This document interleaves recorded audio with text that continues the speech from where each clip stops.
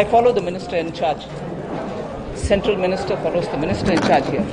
Well, a confusion galore between Nirmala Sitharaman and Sara Mahesh in Coorg.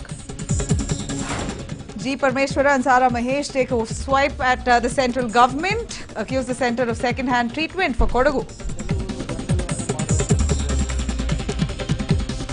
And the Education Department comes to the rescue of flood-affected students who lost educational certificates in the floods to get new ones. Very sensitive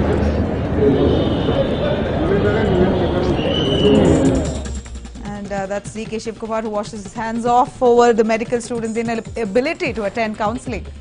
UAE Ambassador Ahmad Al-Banna denies UAE made a concrete offer of 700 crore rupees in aid to Kerala. Join the NEWS9 discussion to listen in to our experts.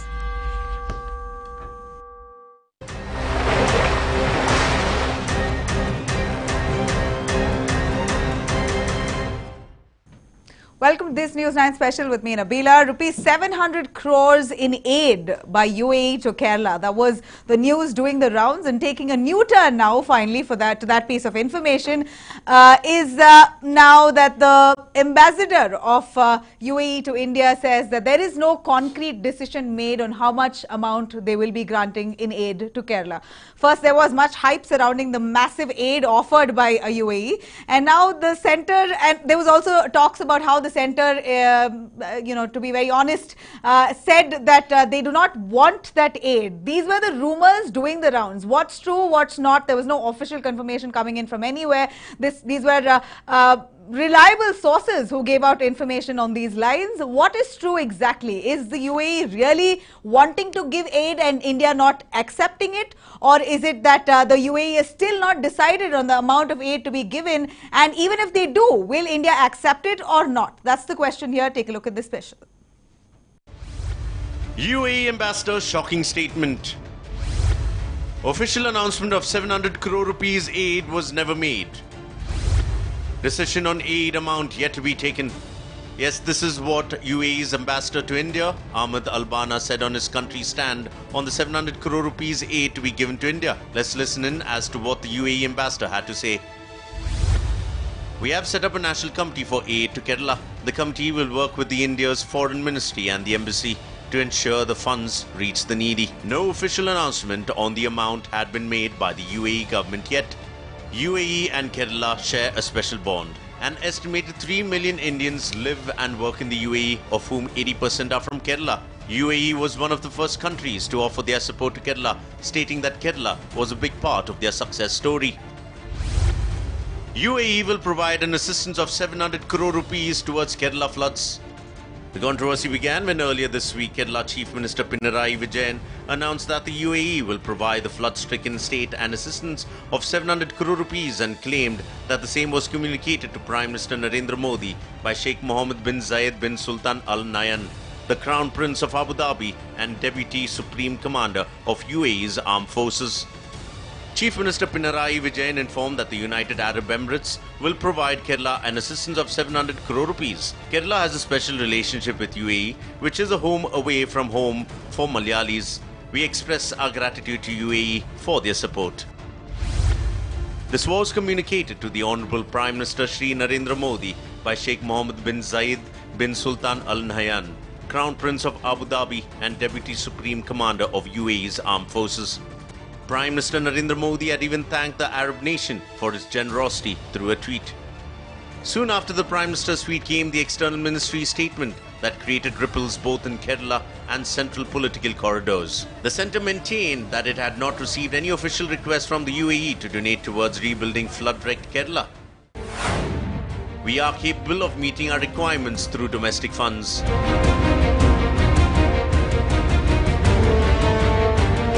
The Ministry of External Affairs, while expressing gratitude for financial aid provided by the foreign governments, had said that in line with the existing policy, the government was committed to meeting the requirements of relief and rehabilitation work in Kerala through domestic funds.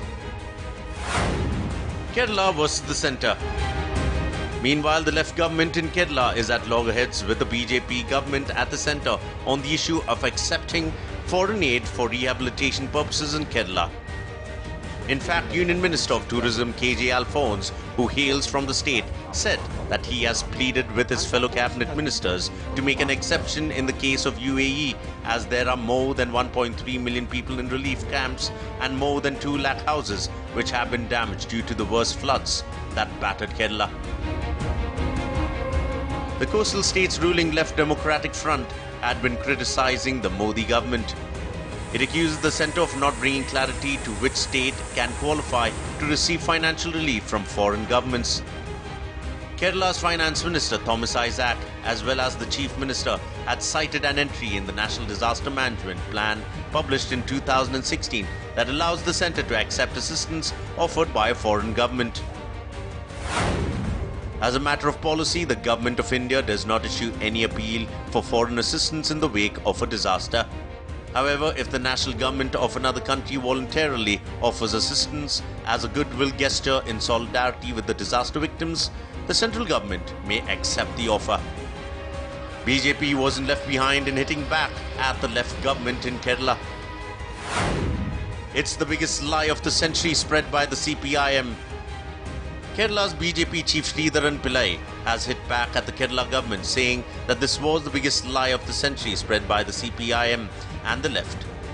He further added that in case such an offer was made, then it was the prerogative of the centre to take a stand on it. Even the Defence Minister Nirmala Sitharaman, who visited the flood-ravaged Kodagu today, commented over the same. I have no idea about what UAE is offered, but want to Kerala. I have no idea about what UAE is offered, but want to Kerala. After going through the entire developments over the 700 crore rupees aid by the UAE, the big questions that arises in one's mind is 700 crore rupees aid by the UAE a lie? If it's a lie, then what's its origin and purpose? Was the life aimed at planting a big divide in the federal government? Yes, these are the big questions, the answers to which need to be found out. Such big lie on the international arena over an issue in the federal government, that too at a time of tragedy like this, is a disgraceful act. A NEWS9 report.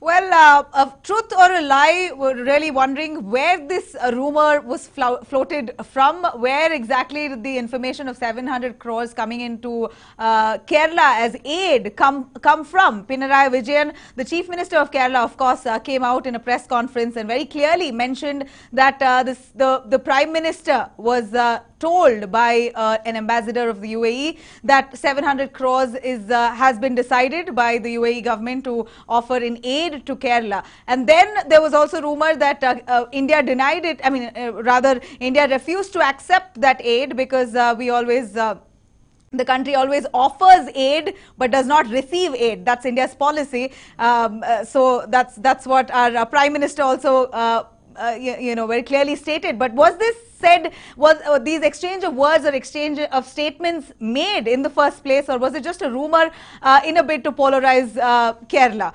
Let's quickly ask you a few questions here. What was the source of the 700 crore aid for Kerala? Indeed, was the 700 crore aid from the UAE live floated to divide Kerala? That's definitely a question that we'd like to ask you. And who told the Kerala Chief Minister that UAE was donating rupees 700 crores, since he also came out in the open and said it in a presser that Prime Minister Modi was informed about this aid? And if there was no aid coming in, then so much empathy shown by the Prince of UAE through his Twitter messages as well. Why in that case?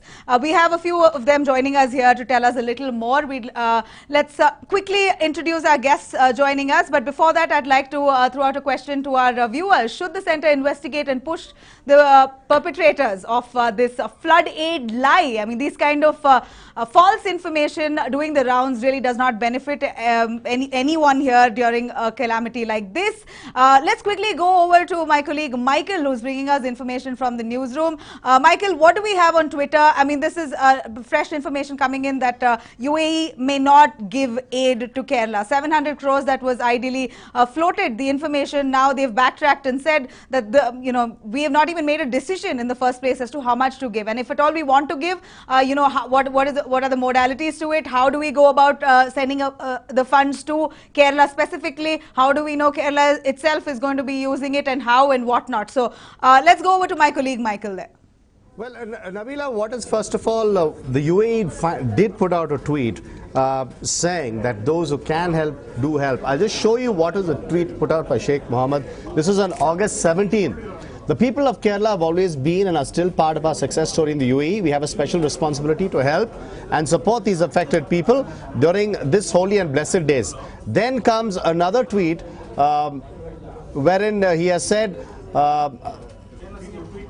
UAE and the Indian community will unite to offer relief to those affected. We have formed a committee to start immediately. We urge everyone to contribute generously towards this initiative. But what the catch is, Nabila, they have never said 700 crore rupees at all. The amount was not mentioned. In fact, there have been some wrong tweets which are doing the rounds. There is one particular tweet from this person called Raktamar Chaudhary who says UK will provide 700 crores. He seems to have got the entire thing wrong. And he says countries that assisted, I beg your pardon, this is during Gujarat earthquake 2001.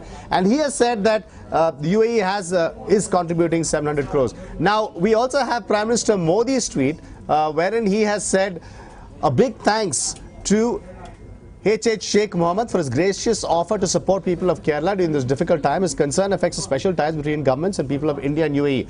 Now, granted that the Sheikh had made an offer, but never has it been said that it was 700 crores. Prime Minister Modi thanked the Sheikh for the offer, but it was not mentioned. The amount was not mentioned at all, and there was no real commitment which was given at all, Nabila. Right. And here's another tweet. The Finance Minister Kerala abusing our Prime Minister Modi for a fake UAE 700 crore aid. If you have some self-respect and dignity, withdraw this and apologize. This is the reaction to what the Finance Minister of Kerala had apparently said. Now, this is what the Finance Minister has said. We asked the Union Government for financial support of 2,200 crore rupees. They grant us a precious 600 crore rupees. We make no request to any foreign government, but UAE government voluntarily offers 700 crore rupees. No, says Union Government. It is below our dignity. Now, the point is, this whole amount of 700 crores, nowhere has the UAE government mentioned 700 crores. Now, that's a question, that's what seems to be doing the rounds. Suddenly, 700 crores seems to be up in the air, which is being offered by UAE, Nabila. That's the whole issue here, that's the whole crux. Who perpetrated this amount of 700 crores is really, nobody's really, that's a question, that seems to be a mystery. While the UAE had just mentioned, that Sheikh Mohammed, the UAE Sheikh, had just said that we are commiserating, that we're definitely supporting India with the floods, because the floods have happened, but we are not offering, they have not made a mention of any amount. That's where this whole crisis is going, Nabila, and that's a question which is being asked.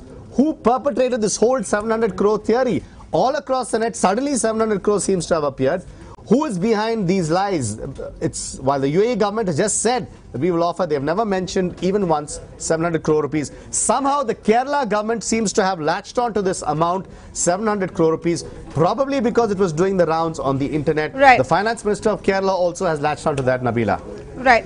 Right, Michael, thank you for that information. Of course, Twitter was abuzz that 700 crores is coming in from UAE, but even as Pinarayi Vijayan actually said in his press conference in as many words that they are receiving aid from UAE, but it's still, there's information that Prime Minister Modi has already been told by the ambassador that 700 crores is coming in, but yet there is no sight of that money. We aren't receiving any information as to when we're going to receive that money.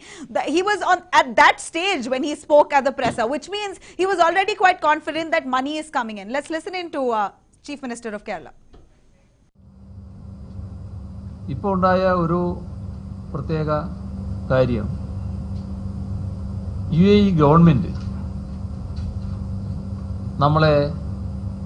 നമ്മളുടെ ഈ വിഷമത്തിൽ പങ്കുചേരാനും സഹായിക്കാനും തയ്യാറായിട്ടുണ്ട്. അത്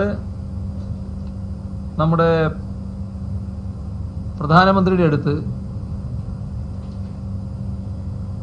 യുഎഇയിലെ crown prince സംസാരിച്ചിട്ടുമുണ്ട്. His Highness Sheikh Mohamed bin Zayed Al Nahyan, Abu Dhabi crown prince ആണ് അദ്ദേഹം. Deputy supreme commander of UAE armed forces ആണ്. അദ്ദേഹം പ്രധാനമന്ത്രിയുടെ അടുത്ത് സംസാരിച്ചിട്ടുണ്ട്, ഇന്നലെ സംസാരിച്ചിട്ടുണ്ട്.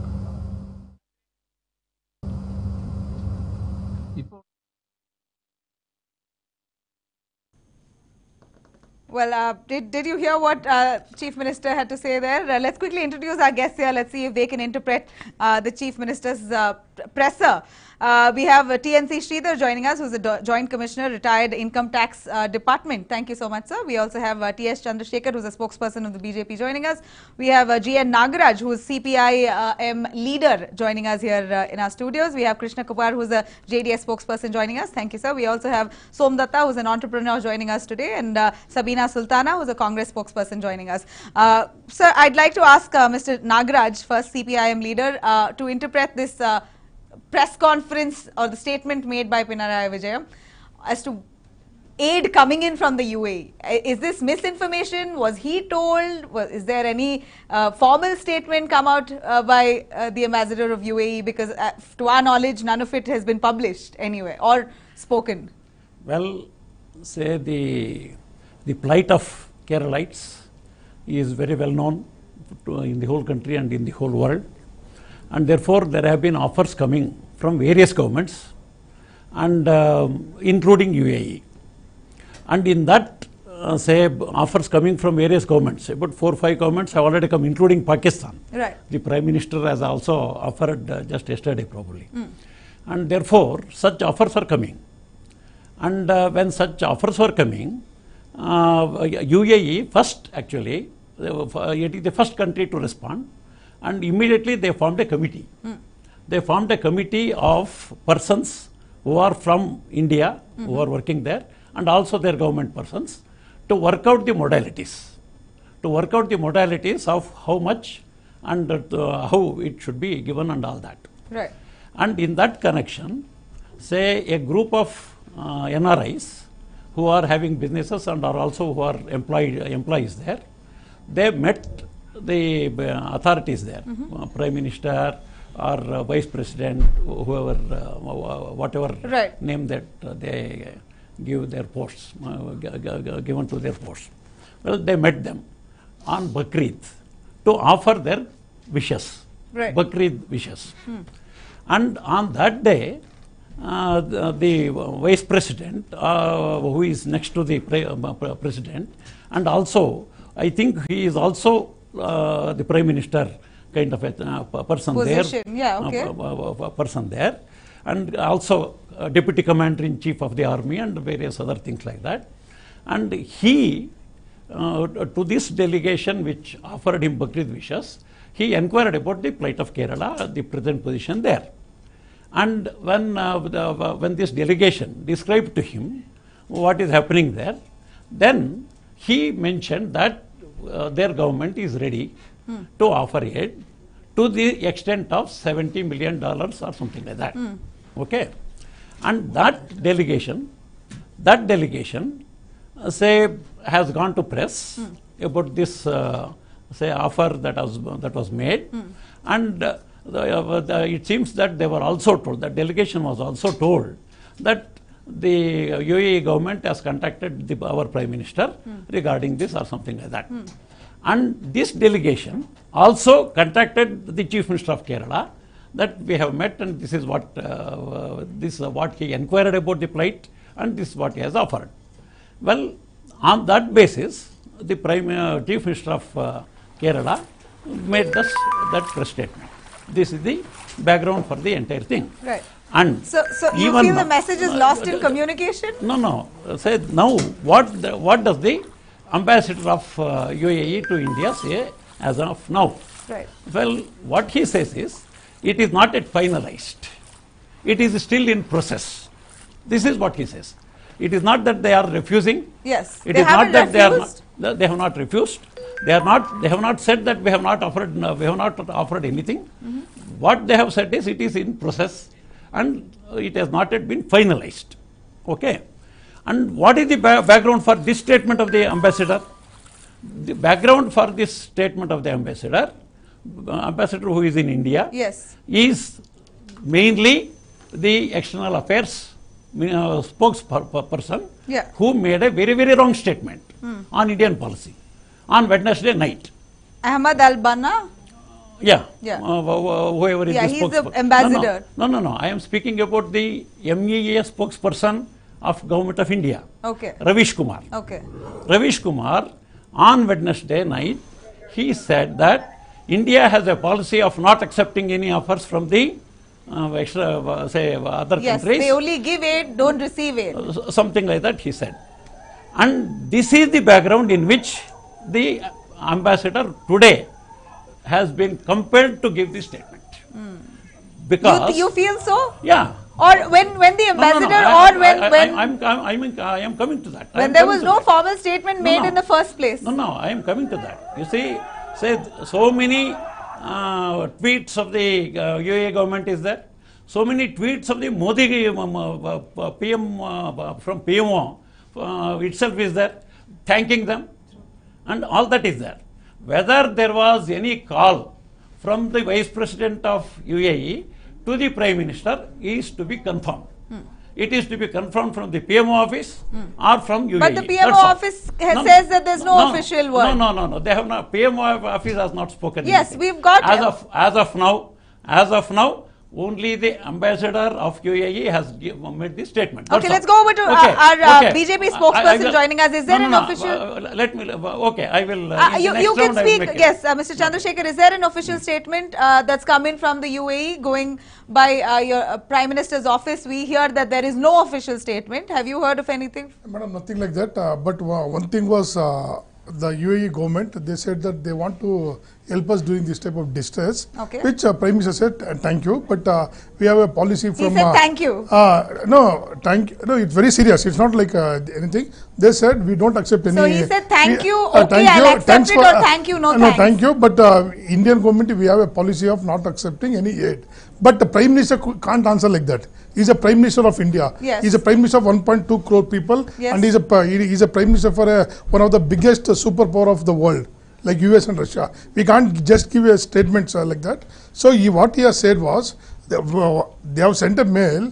They have said that they want to give it, but there are some lobbies, like there are around 3 million people, Kerala origin people are in UAE. So these people, they may have lobbied that please give some assistance for the flood victims. So they may have they may have told the Chief Minister. But here what has happened is Chief Minister himself is acting as a Minister for External Affairs and he is giving himself all the statements. This is very confusing. But the question is, it is not the question of this is not the time to do politics. So for us, this is not the time to do politics. And now what is important is floods. Mr. Chandrasekhar, unfortunately, it's taken a political turn. So we don't want any politics or in not this. we speak in the studio, what's happening there is a lot more. We have already released 600 crore rupees. Let's not... Let me make a one statement here. You see, it has taken a political turn, as that's what I was saying in the first place.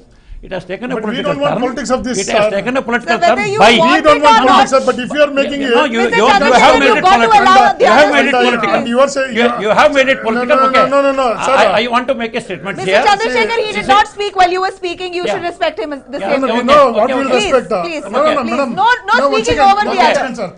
Allow him to complete. Allow him to complete. Allow him to complete. So allow him to Don't complete. say like that, please. I will say it if you're speaking over him, No, right? I'm not speaking, no. We are not able to hear him. Yes, Yes. let him speak. You see, Don't say like that. I was speaking about Mr. Ravish Kumar's statement. That is our spokesperson of the MEA.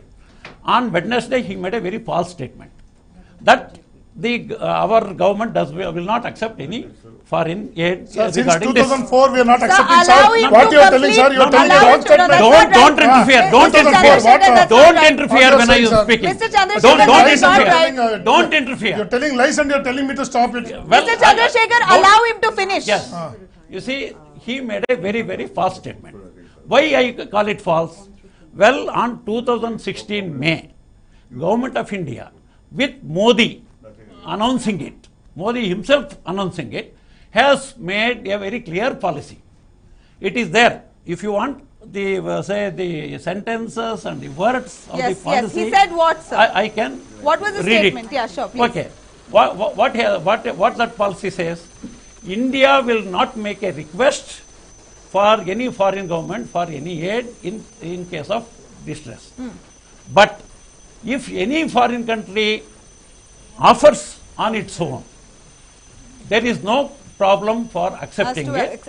Only thing is the Ministry of Home Affairs, Ministry of External Affairs, they have to coordinate with each other. Then they have to consult the state government. This is what the statement that policy. Yeah, that was given. Says. Yes, we read Okay. that too. Yeah. Okay. If that is the policy, adopted in 16, why the MEA spokesperson gives this false statement? And this false statement gives an impression all over the world, that whatever offer that they are already ready to make, they are stopping at that stage because of the MEA so statement. the idea was, of course, see, ultimately it was a political thing. It's India's pride as well.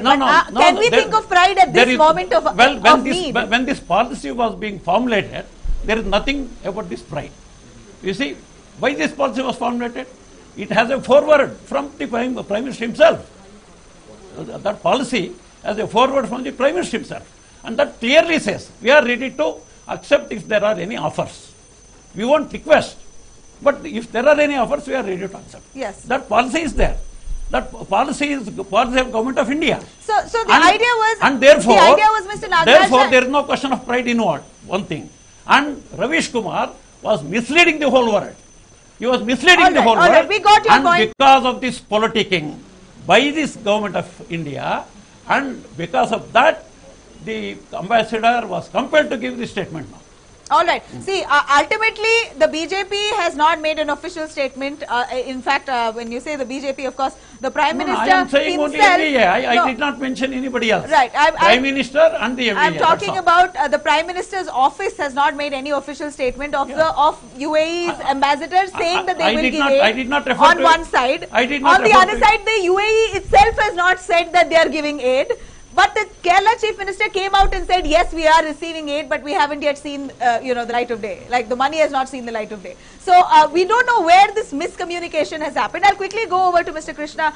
If you can tell us, Mr. Krishna, what is your, of course, the Prime Minister and the centre's intention was to generate funds from various states to make it sufficient enough to fund or to aid Kerala. Do you think that will be really enough to aid Kerala this hour of need when they're looking at 20,000, 20,000 or 21,000 crores they're looking at for the entire place to be rehabilitated? Here where the government, the centre has granted more or less 600 crores.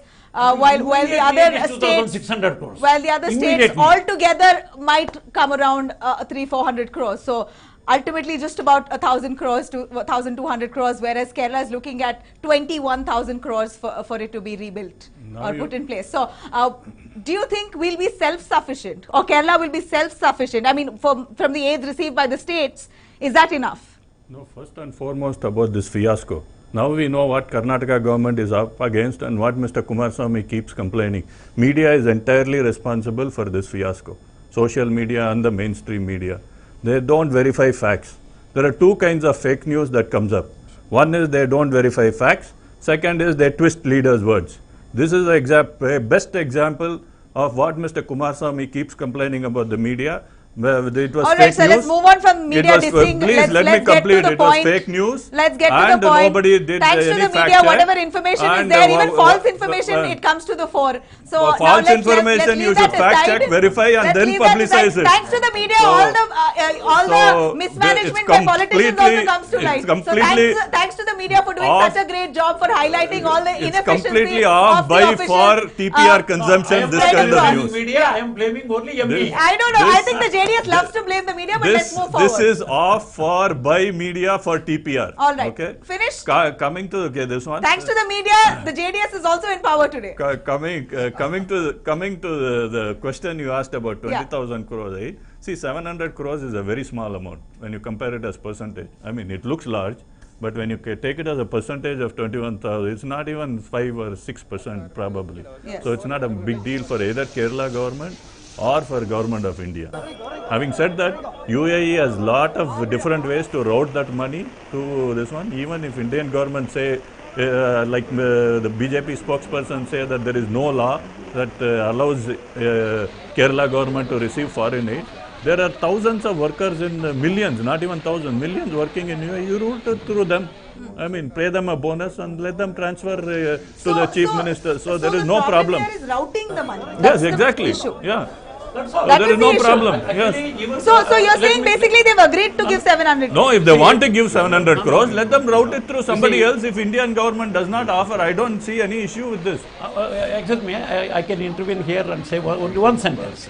MEA spokesperson in that statement said, say government to government aid is not accepted, Right. but it can be routed through any international agency or foundation, something like that. Or you to give it to relief the- fund, or or to you give PM it to the- or CM's relief fund. Even You give it to the United Nations. Yeah. United But Nations the will thing transfer is- it to But the then chief it minister. has opened option to Yeah. put it into the CM's relief fund or the PM's Yeah, relief fund. that is Then not why a- go international Yeah. and go to backdoor entry? Yeah, why is that? UAE is serious Actually, in our policy is very clear. People of Kerala, and Indian government doesn't want it, then they should route it. If they are very serious in helping Kerala, They there should. are many Okay, ways. let's ask Mr. Chandrasekhar, Mr. Sridhar, I beg your pardon, who's a joint commissioner here, retired with the income tax department. So how is it possible now? Routing is the issue. Apparently, the intention is right, straight, 700 crores. They want to put it, but how to put it is the question. When there's already an option, you can either route it through the PM's relief fund or the CM's relief fund.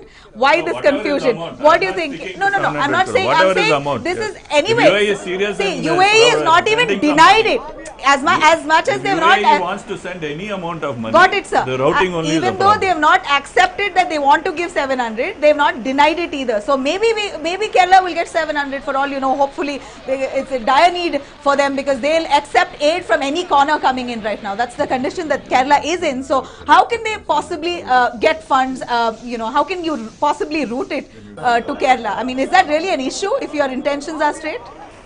Actually, if any individual who is settled abroad, he wants to remit any money to India, Yeah. it has to be done through proper channel. Number one. Right. Second is the recipient. Who are going to be the recipients? Are they going to be the individuals, or are they going to be the NGOs, or they are going to be a government body itself, like Chief Minister's Relief Fund or Prime Minister's Relief Fund, etc. Whichever fund is going to give like this. Now, only aspect is that as long as the money which is received by the person, by Indian entity, it is able to establish the identity of the person who is giving it, there is no problem, provided the remittance is cleared by the RBI. There is no restriction on that. So it can be route, if somebody wants to route that thing through this person, that person should have that income from there. It's not that somebody else is routing there. Let's be very clear on one particular issue. We are concerned, yes, there has been a calamity. The intention is to rehabilitate those people. Lest that the channel is being misused by somebody. That is why the law comes into the picture. To say that whatever routing thing should come through proper Sir, channel. please, your voice is being caught on, please. The channel should be clear through the RBI, and the recipient should be in a position to identify who has sent this money to them. Okay. That is the only aspect that is to be seen as per this concern. Is that a difficulty? There is no difficulty on that. Once the person receives it, now whether the person is a registered person or unregistered person, when the money is received, he is accountable for the money that is received.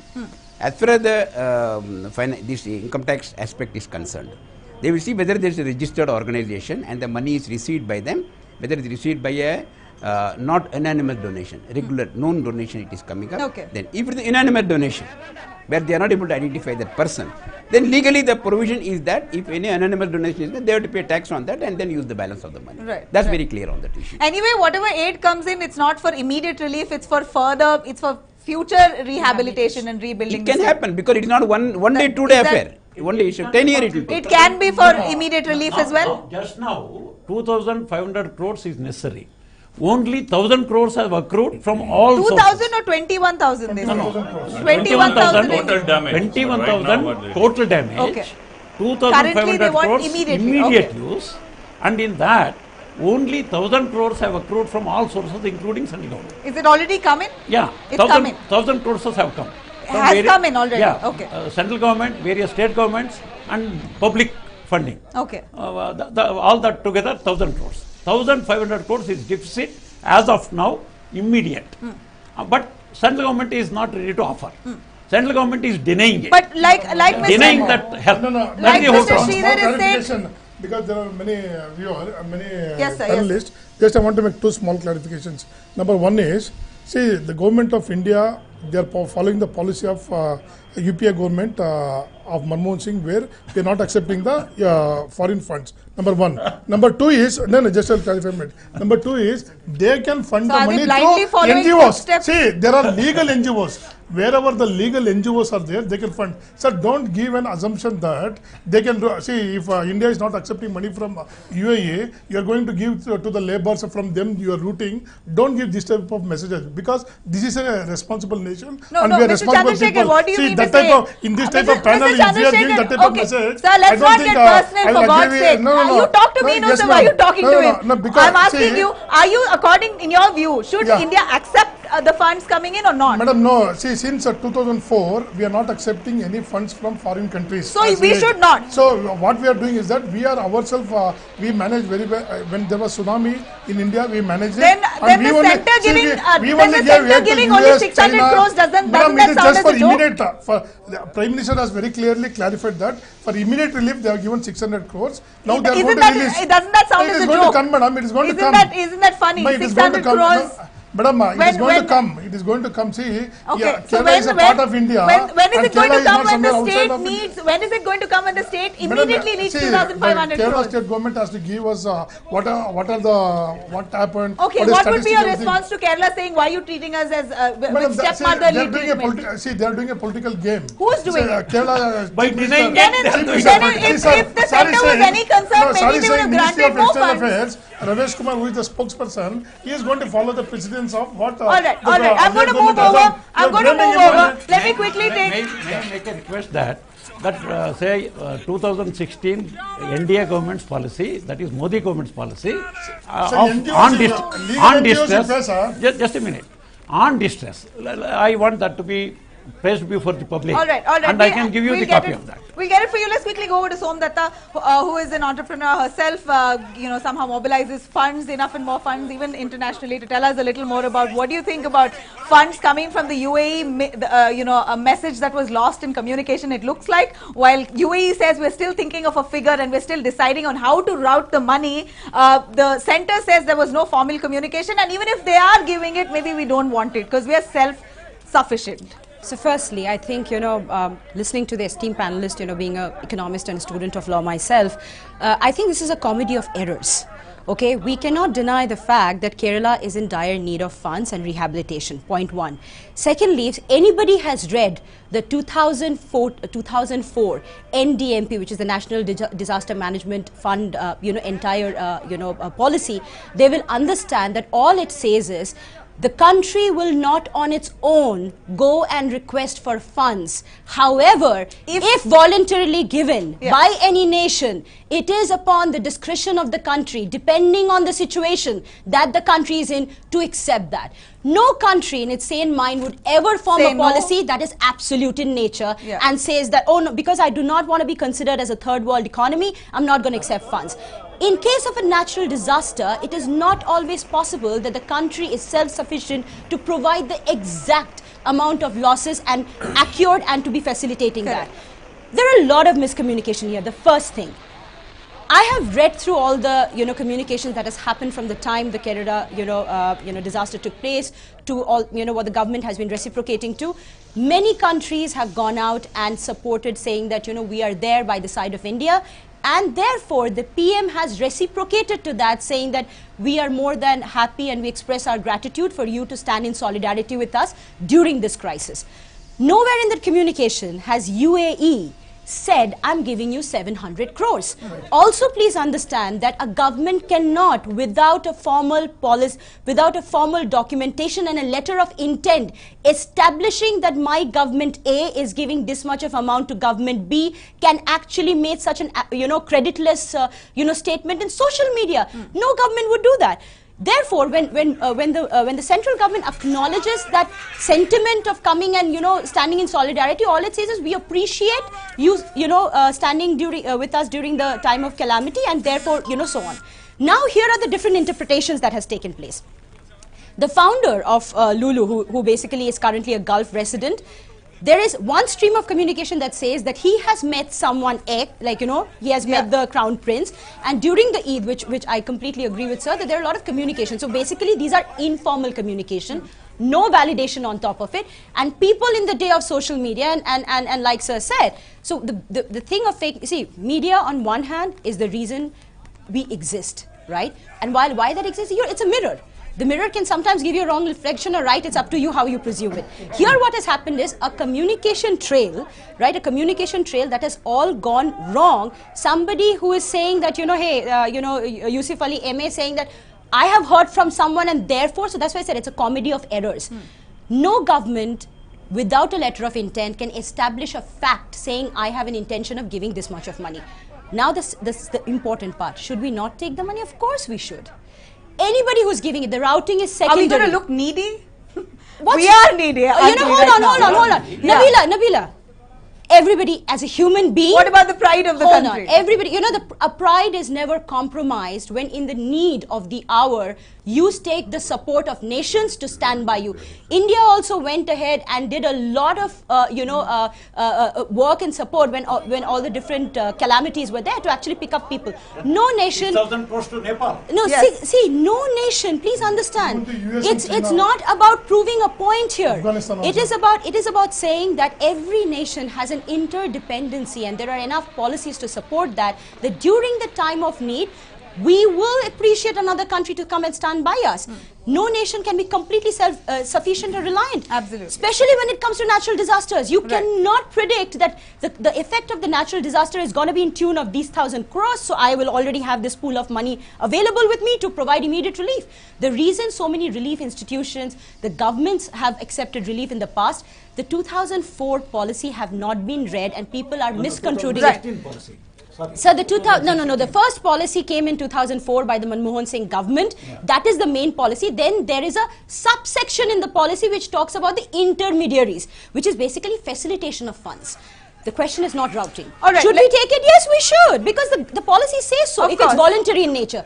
Nobody looks needy in the time of need. In the time of need, there is nobody who looks needy. Yes, it is the time of need and we need all the support. We need to rehabilitate Kerala. So keeping all the pride, India needs the money. Absolutely. Right now, Kerala is in dire need. Sabina Sultana, our Congress spokesperson, this is a comedy of errors. Like she said, no formal communication, but it was flashed all over social media and even the media, the mainstream media like ours. But let me tell you very honestly, we're in that age, we're living in that age of social media where news is spread even faster than wildfire. So you can't help it. When information is out there, people in UAE sitting there, social media officials there conveying a message or the other to a journalist or two there, even informally becomes formal news. You can't help that. So of course the message and the news is spread like wildfire. Kerala was absolutely thrilled to understand that UAE was offering 700 crores. Maybe also with an intention, a good number of them, like you said,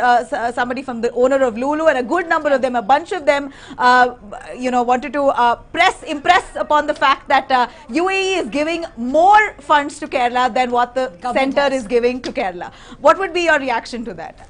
See, Nabila, what has happened is really sad. It's really unfortunate that state like Kerala, which is our neighboring state, has undergone such a disaster, and we've lost almost 370 lives. I mean, that's something official. There might be more lives, and almost 1.2 to 1.4 people are in the refugee camps right now.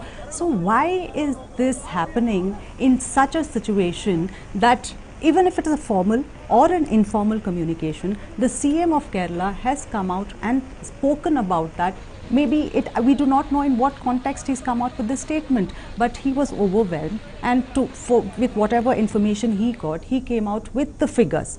Now the UAE government has they've shown their generosity in helping the people of Kerala, because they ultimately give the credit to the Malayalis that they've been a very strong support from them for the nation building. And making UAE what it is today. What it is today, it is there agreed. There is no help until there is real help. There's no... Yeah. So what has happened is, there were these communications which were rightly happening in the social media, which we are all aware, saying that we would want to give you the support, but they've not come out with the figures. As you said, there was no official communication. But what is more important is to see that they really want to help Kerala. They really want to help Kerala in this situation, and also in the future for the rehabilitation and for the redevelopment of Kerala, because ultimately they depend on the people of Kerala. So without getting into the mudslinging, the war of words which is happening, in whatever way we are getting the aid, it is a support which is rendered from outside.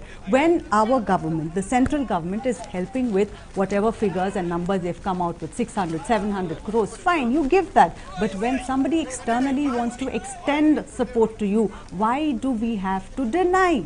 Have we denied it? We've not denied it literally. We've not denied it literally. That is the problem. But there's no official communication as to official declining of the figures. But they are saying Krishna, have you heard of a denial? It's not. Let me complete. It is not an official denial. But again, in the social media, you see that the Prime Minister says, we are very thankful, we are welcoming the gesture of UAE, but it is to whatever extent we can see, the ways of extending and receiving, the reciprocity has to be in a formal way, which they have not been clear about. And also, if you look into the entire aspect of it, the official spokesperson of MEA says that, okay, India cannot accept the aids given in these circumstances. I would want to really ask the BJP spokesperson here, it was the UPA government which came out with the policy. How do you compare the policies? It is in the economic context you compare the policies. We are in dearth of the money which we require right now. Are we in the physical deficit of our country really requires the money we want to? If the center was accepting or not accepting, then they should have given the required amount what the Kerala requires right now.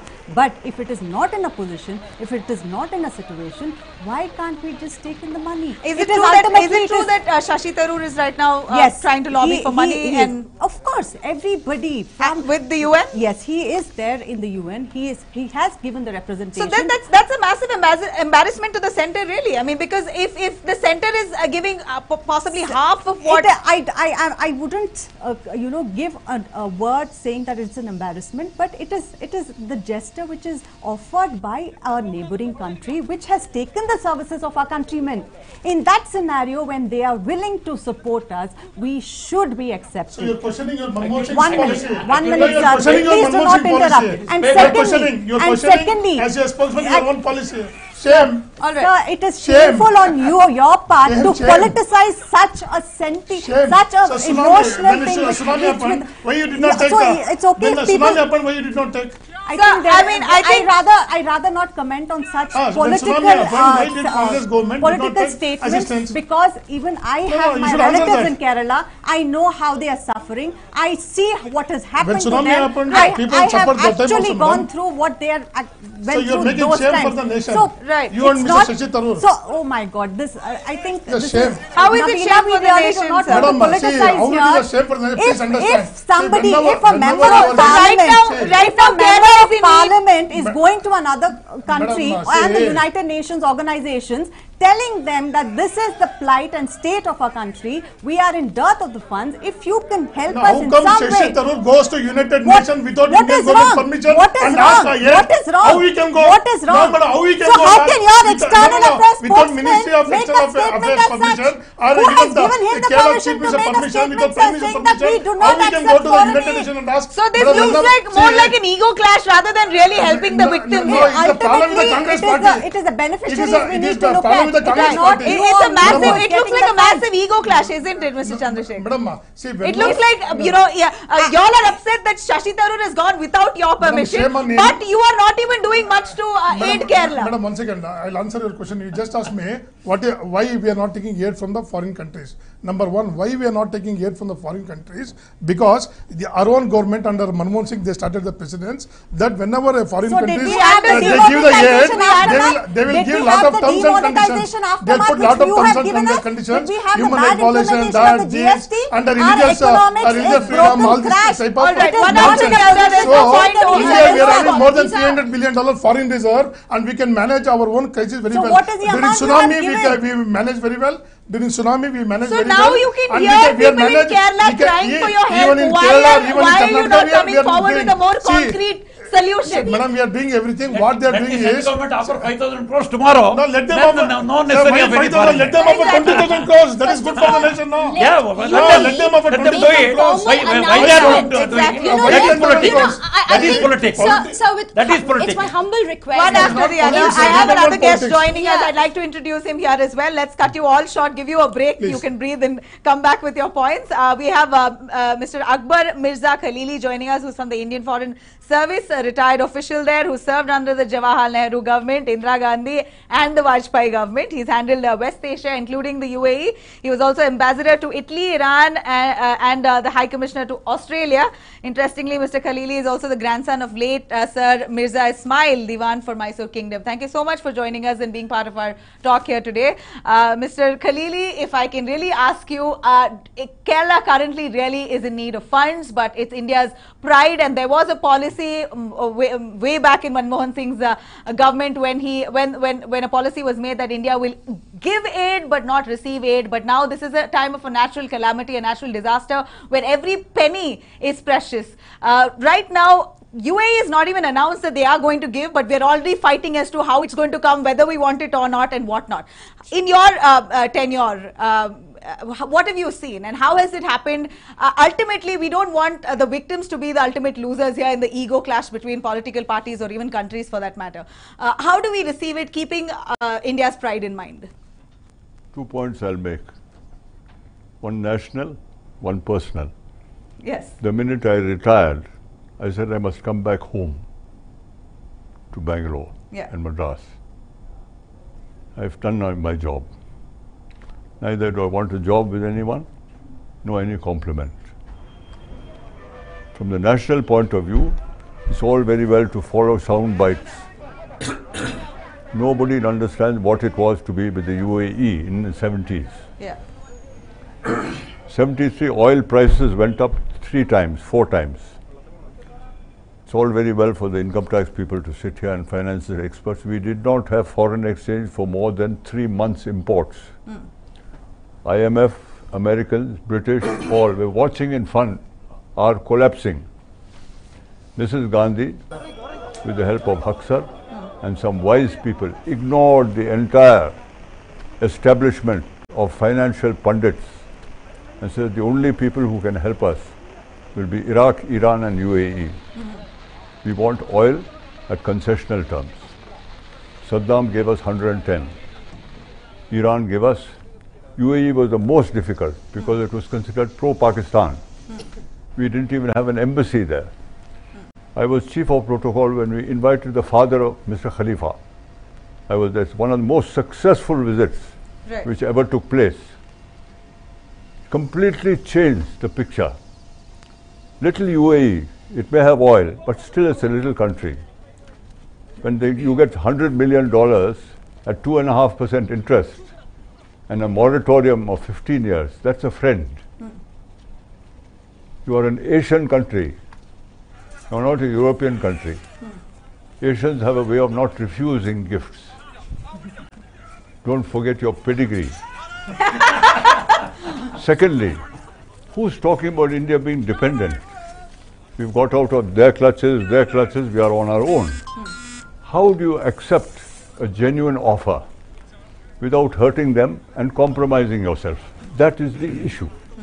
Suppose you have a family in Kerala, they are in dire need of money. However fast you are, it doesn't reach. They have 10 relatives in Abu Dhabi, they want to remit the money. Yeah. Oh, please listen, I know it, even the Foreign Contribution Act I drafted with Mr. G. Parsadi. I know everything about it. I don't want to pretend I know, but it pains me when in the name of sound bites you forget everything. They want to remit money. He remits. He'll come under Foreign Contribution Act. How did the Muslim remit to a Muslim? What about the Hindu? Then they will get caught. Congress, BJP. Are we Indians? They've made an offer. If it's transparent, no political influence, find a way to accept something. That's all. I won't give you. Otherwise, one man. Otherwise, it can always be channeled. Then you have problems. You see, people, even when they've got the money from the government, they'll always want more. Can you quote instances in the last few years, if you've seen of a tragedy that's happened and where we've really been in need of money but somehow have not accepted it or accepted it? Tsunami is concerned is different. I am not carried away either by Manmohan Singh or this government. Yes. As far as my country is concerned. It is the same Manmohan Singh government that voted against Iran on the nuclear deal. Not a light matter. Saying that we can't afford another nuclear power in our neighborhood. Yeah. Meaning you like Pakistan to have it, but not Iran. The present government hasn't changed much. You have to live with these countries. They are neighbors. How can you compare UAE with America or Russia? Your people are there, 60 lakhs people are there in the Gulf. Our people. 60 lakhs, yeah. 60 lakhs Yeah. people are there. And UAE is crediting them for what it is today. They want to help themselves. They don't need UAE government. They need the people. Our people there will remit 700 crores tomorrow if you open the gate. Absolutely, more than your assets there. I think it's the psychological loss that they are not that trying people to there show. have had. They are not trying to show they're paying more than your government. Surely they are also sensible people. They are friends. They're Asian people. This is an entire non-issue. Don't leave it to these political parties. Find a way that you take some money in good grace. That's all. How if they're finding so many loopholes, there can be priorities which they can supply quickly. You know. It can be fast track. Of course, it can be. Yeah. And particularly, I prefer always grants, outright. I don't like things pending so that you pay interest, this government. I prefer outright. If they are giving, give. Finish with it. Finish with it. That is also what Sir said that is also the Eastern custom. You know, Sir said something very beautiful. Grants. Right? That I'll leave it at that. And he said it's a national and a personal thing. The nation right now is in need of support from any friend that can come forward. The policy is not absolute in nature. It has a provision to accept it. See, 1 minute. You can do without any aid. Everyone knows. What a country India is. Does it need? Exactly. Somebody's offered you something. No, and why do you get caught in? He said this and he said that. Absolutely. And our people there themselves want to remit money to their people. We don't need to get the income tax of foreign. So is it we need a formal intent. He's got better things to do. I just hope UAE comes out with a formal intent, and that's so all. no, there's a formal. Find out the areas you need, the things you need, and thank them, whether governmental or non-governmental. Let it be transparent, let it be open, and finish with it. And I think through your whole purpose today was that there has to be some clarity. There has to be some clarity. The request is that the UAE government comes forward, and I think every government is mature enough who do not get caught in the web of lies. I don't think the UAE government is going to withdraw its intention to support the Kerala rehabilitation cause because of some social media fiasco. All we need is a letter of intent that very clearly says that they are interested in giving whatever fund it is, and then the central government and the state government jointly. Okay, now that you said that, so don't you think, Sabina, don't you think the message already conveyed by the UAE's ambassador saying that we have not yet fixed the amount already suggests that they are anyway willing to give, but 700 is not yet confirmed. Okay. Maybe the rumor would put pressure on them to live up. No, it's not that way. That's not fair. They have given out their intention. Okay. Yeah. And what they have formally given out their intention now. And today the ambassador has formally announced that they have created a natural calamity committee under this various members like the vice president, the prime minister, and also the ruler of Dubai. Why? Because they still have the intention, since they saw that when we offered something and the central government came out with a statement saying that we cannot take the aid. So they are finding a formal way, formalize is an aid which could go to the people of Kerala, which would be in a structured way of giving, if it has to go to the centre or through the state government. So what this committee is having talks with the local authorities and also with the federal authorities as to if we are lending our support, if we have to give out something to the people of Kerala, what are the best ways and means so that we do not disturb the equilibrium. Said grants. Is that something? Is that a way, sir, Mr. NGOs. Yeah, legal, Mr. Sridhar, grants, like Mr. Khalili said, grants, that's the best way to do it. Would you agree? Yes. See, basically, the fund has to come. If it has to come, as I told you earlier, it is left to the individuals settled abroad to send money to whomsoever they want. Suppose that is individually. Individually, or any organization outside, or to that, but any remittance that has to come into the India has to come through the channel, and it has to come through the approval of the government. Through the approval of the government. What we call donation, government calls it grants. Yes, that's no difference. Okay. So why will they donate? So if they're giving, why will the government object? It's a donation. If it comes through the government, is a grant. So you don't have to return the money. That's what it means. I would like to there is no loan. Again and again stress. So then, if UAE is willing to give grants, why will the government refuse? Madam, see, because sometimes what happens is the aid comes with conditions. So we should use our services. We should use our materials. We should use our people for the rehabilitation. Then when it comes with the condition, that's why in tsunami, American aid was refused. Refused by India. Because American aid said, you have to buy medicines only from American companies. American aid said, you should only use US Aid Foundation for all these services. Then we will but give then, you Mr. Nagaraj, have you heard of any conditions put forth by UAE, Mr. Khalili? No. What I'm trying to say, remember, don't belittle. They are Asian people. Don't forget. They are not going to manipulate you and like big powers. They will give you according to your wishes. That's all. So 100%. That is a very important statement that he is making. It's against the generosity of the Indian and of the Arab. It's generosity. There's no terms and conditions. It's not charity. In charity. That's excuse me, one thing more. 1 minute. I want to put in one minute. I want to put in context because I'm not just dealing with politics. Please. We have 3 types of Indians who went abroad. Indentured labor. Because slavery was abolished, Indians were more efficient and cheaper than slaves. They built up countries, Fiji, Mauritius, lowest class. The second are the middle class people from Kerala. From 1977, you remove the remittances they've sent from there to keep your country afloat, my country afloat. You'll be still in the dumps. And the well-to-do, all IT industry fellows manipulating, influence Trump, influence Carter, they have not remitted money back home. These humble people, forget UAE, your people there, they are the ones they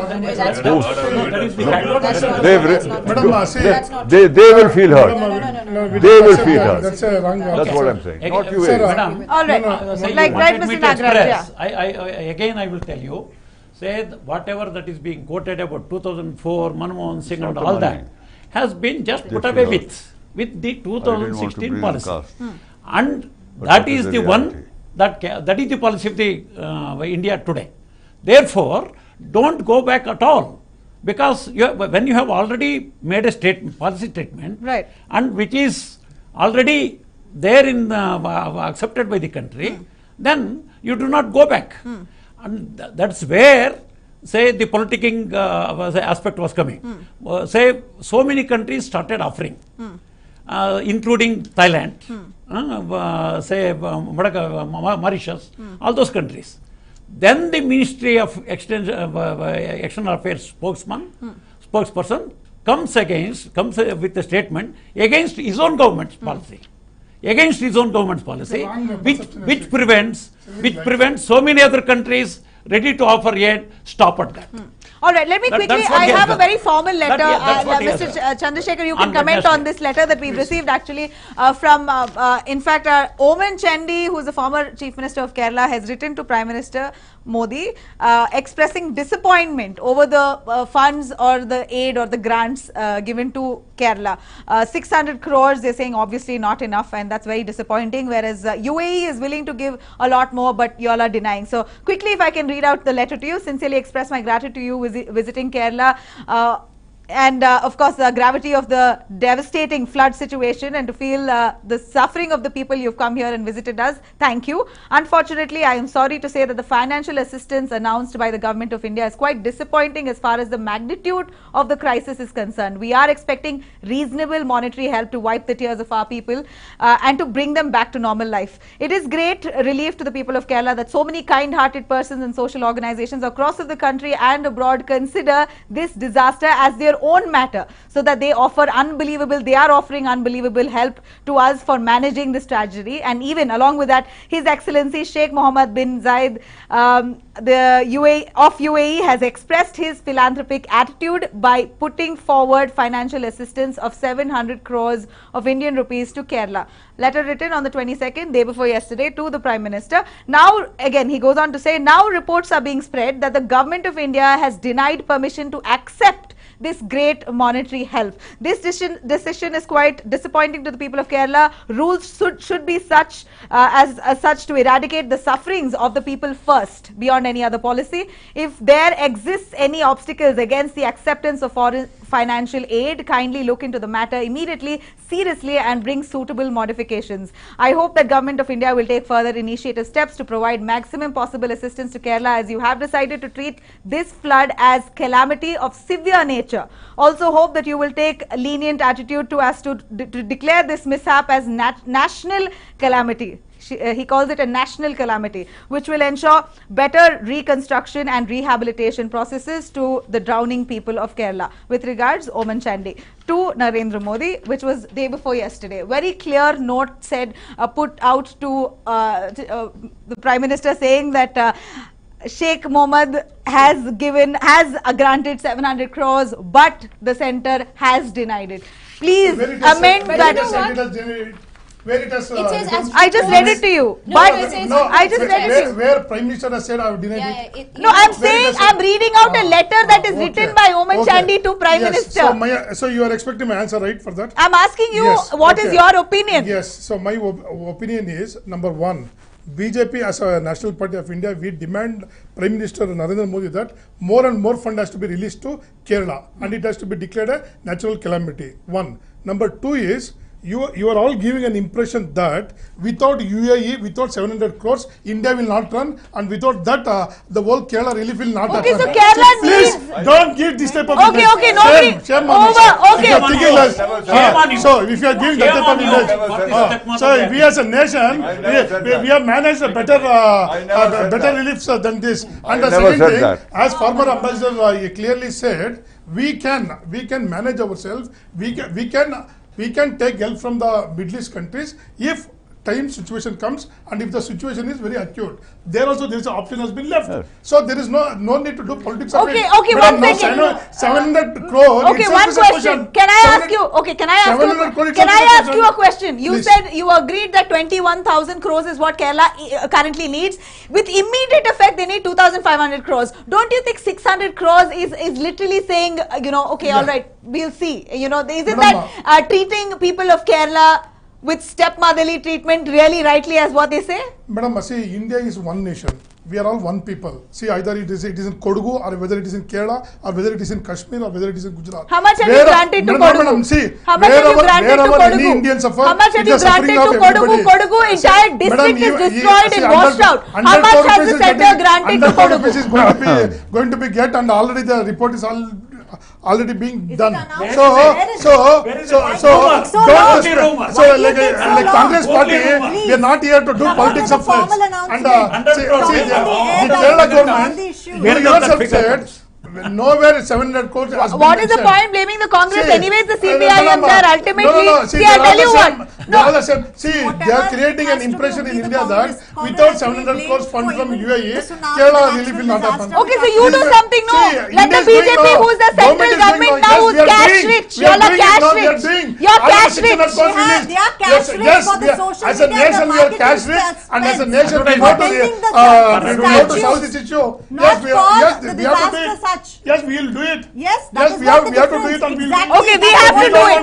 Mr. Nagaraj, we don't want to go and beg you with have other to countries. give an answer to UAE is why not the- the only Mr. country. Nagaraj, how long has Even it been? Afghanistan, India's I'd like to ask you, give me the constructed. magnitude of the devastation in Kerala currently. How long has it been? You've received 600 crores already. Have you received it?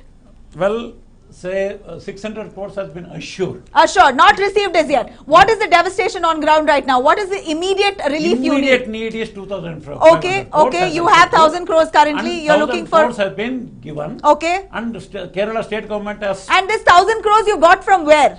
say this announcement of 600 crores. Announcement plus, aside. Okay, that's. plus assurances and pledges of other state governments. Not yet been remitted. Okay. Have you got anything remitted already? Yeah. From where? Say from various sources. Like independent individuals. Yeah, independent individuals. How much have you gathered? 250 crores has already been there. Okay, independent individuals, 250 crores from all over the globe have somehow managed to remit already. It's in their account. They're using it. But the whole central government has not yet granted 600 crores. They've just assured. How can you say, how can you possibly say that you're helping in any way? They're not helping in any way. No, a So you're portion of saying a it lie has been and you're released. accepting it is a lie. A portion of it is 600 crores released. released already. No, a It's portion of it is He's saying it's released. not remitted. It's a lie. A portion of It's it a is lie. released, not See, fully. Congress says Is lie. it remitted or not remitted? Mr. Nagaraj, have you received? Okay, he's saying a lie. Have you received it or not received it? Say of these 600 crores, a portion of it is already been received. How much is not known, because every day things Okay, change. how much is not known? At least half of it? Yeah, more than half of it. Okay, more than half. More Then, than half of then it. you've received about Yeah. 400 I odd. will say you can consider that 600 crores has been received, because it will be received. But what I am saying is, You just told me it all was that assured. together, all that together, all that pledges and announcements and say From everywhere else. everywhere, All is the other only states, 1,000 you mean? crores, only Okay. 1,000 crores. Okay, so you're saying Therefore, 1,500 crores immediate necessity today. you need it. Yeah, Okay. because massive cleaning, Okay. massive rebuilding, immediate rebuilding is necessary for schools, hospitals, bridges, roads, something like that. Therefore, immediately it is necessary. Okay. And central government should release at least 1,500 crores today or tomorrow. Okay, say for example, God forbid, I mean, I literally say God forbid, tomorrow UAE says, no, you know what, we realize that we are in a deficit, we can't give 700 crores. Will the center turn around and fill in the gap? Let's find out after a quick break. Stay tuned. Patanjali सर्वगुण संपन्न whole wheat चक्की आटा farm से लाए गए उत्तम गेहूं से बना हाई फाइबर युक्त पारंपरिक चक्की जैसे स्वच्छ विधि द्वारा पिसा स्वच्छ खाओ स्वस्थ रहो पतंजलि होल व्हीट चक्की आटा के साथ 100 ग्राम हल्दी free.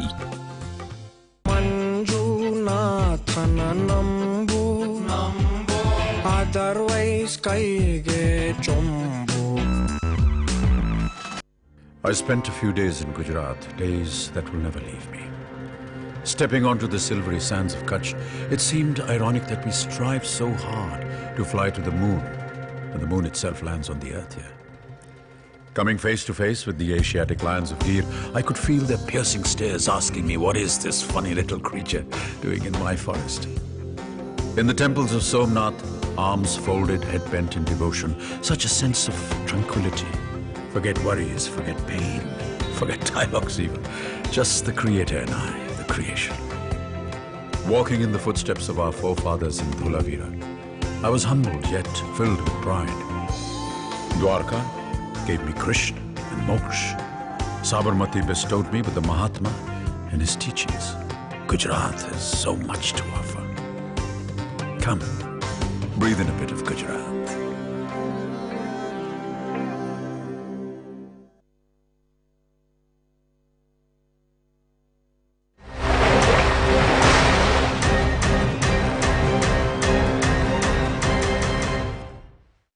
Right, welcome back. Let's quickly go over on the phone line to Sridharan Pillai, who's a BJP president of Kerala, joining us on the phone line. Mr. Pillai, if you can really clarify for us, is UAE granting funds or not? Okay, we've lost him on the phone line. We're going to connect back to him again. Sridharan Pillai of the BJP cell, he's you know, his views are clear, saying that already he has made his statements. Yeah. Yeah. Okay. The main confusion about this whole thing, say about 700 crores, is only this: a delegation of NRIs who are working, they met him, and at that time he made this statement, and that was say there in UAE media all over, and then it was caught up by the Malayali media, and the chief of the delegation also informed Kerala Chief Minister, and Kerala Chief Minister made a press statement. Okay, let's ask Sridharan Pillai, who's on the phone line with us. Mr. Pillai, if you can hear us, can you hear us, sir? Sir, can you hear us? Mr. Sridharan Pillai, can you hear us?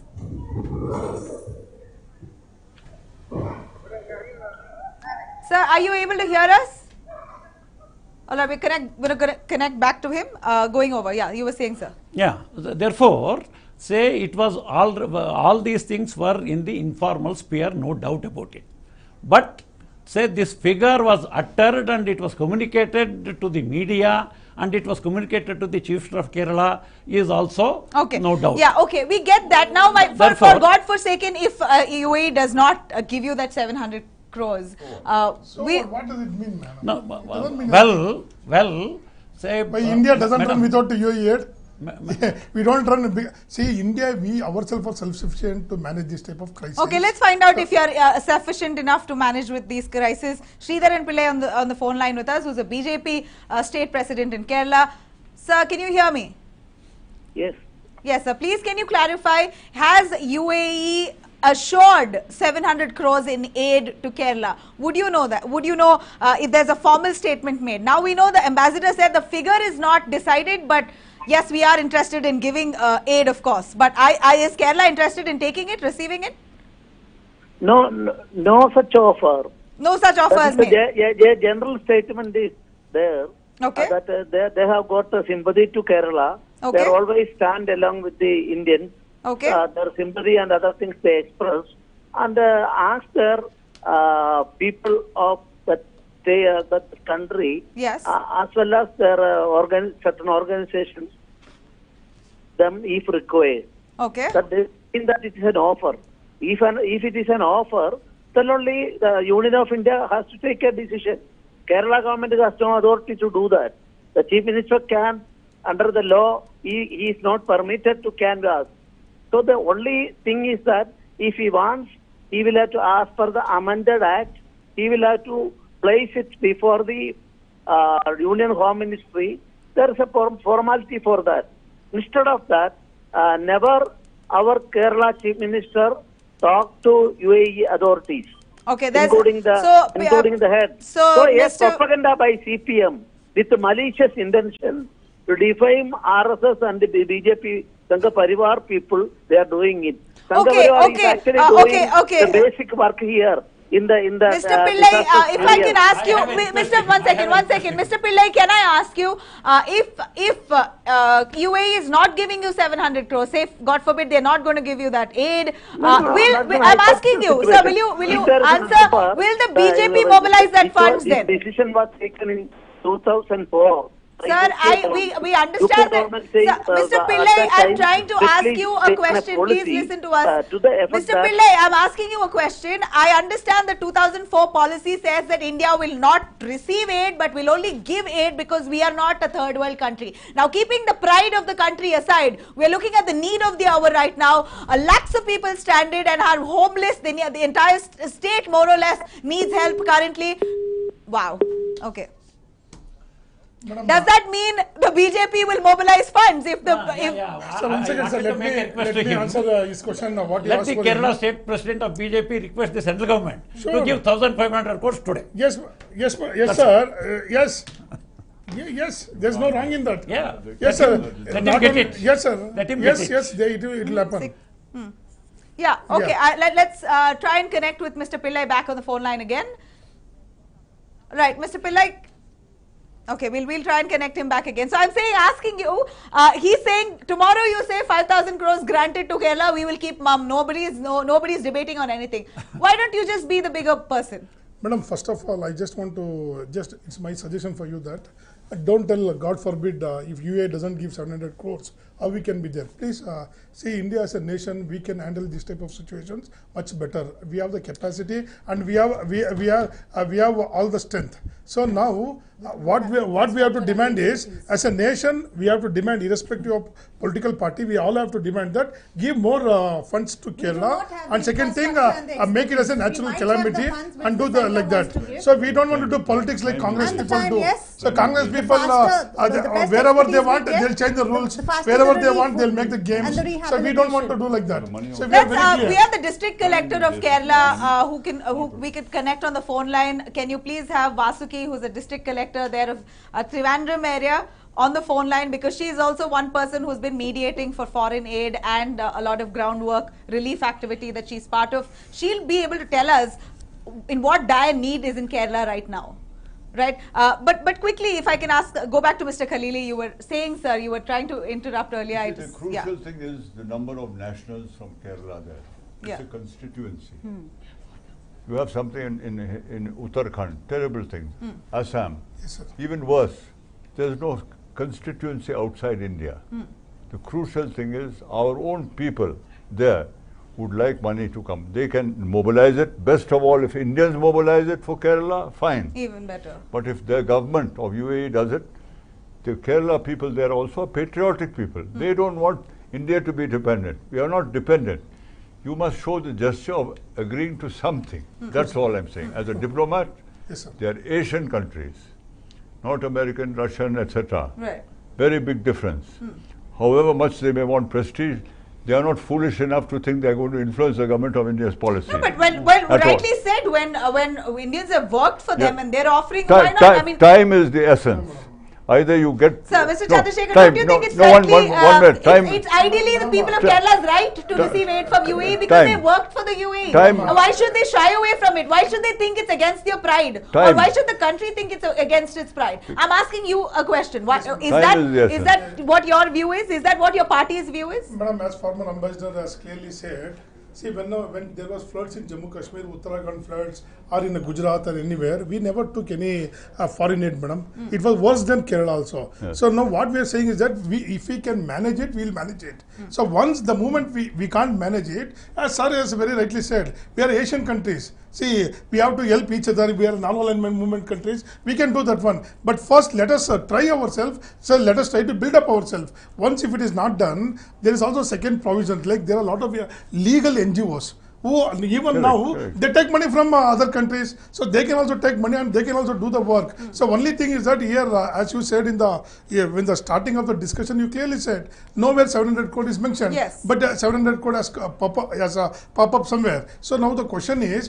how, but they have not denied it also. Yes, whatever it may be, madam. See, UAE is also an Asian country. We are also there, and 3 million people, laborers are working there. That is also a truth. And everybody who works in the UAE, they may expect something. That is also there. But the question is, here we don't want any politics of these things. What we want is that as a BJP, as a party, we also demand that more and more funds has to come to Kerala, and also it has to be considered as a natural calamity. Either it can be in Kerala or in Karnataka. What Oman Chandy in his letter says, please consider this a national calamity. Yes, madam. As a member, see, as a member of parliament or as a former defense minister, he is having all the right to demand the government, because we are a democratic country. He is having the right, and Naga sir has the right. Yes, you demand. Right to receive also should be there. Yes, see, only when in a democracy, only when there are pressure and tactics, then only it happens. But here the question is humanity. See, here the question is humanity. So when the question of humanity comes, when the question of natural calamity comes, central government has to release it. It is their responsibility also.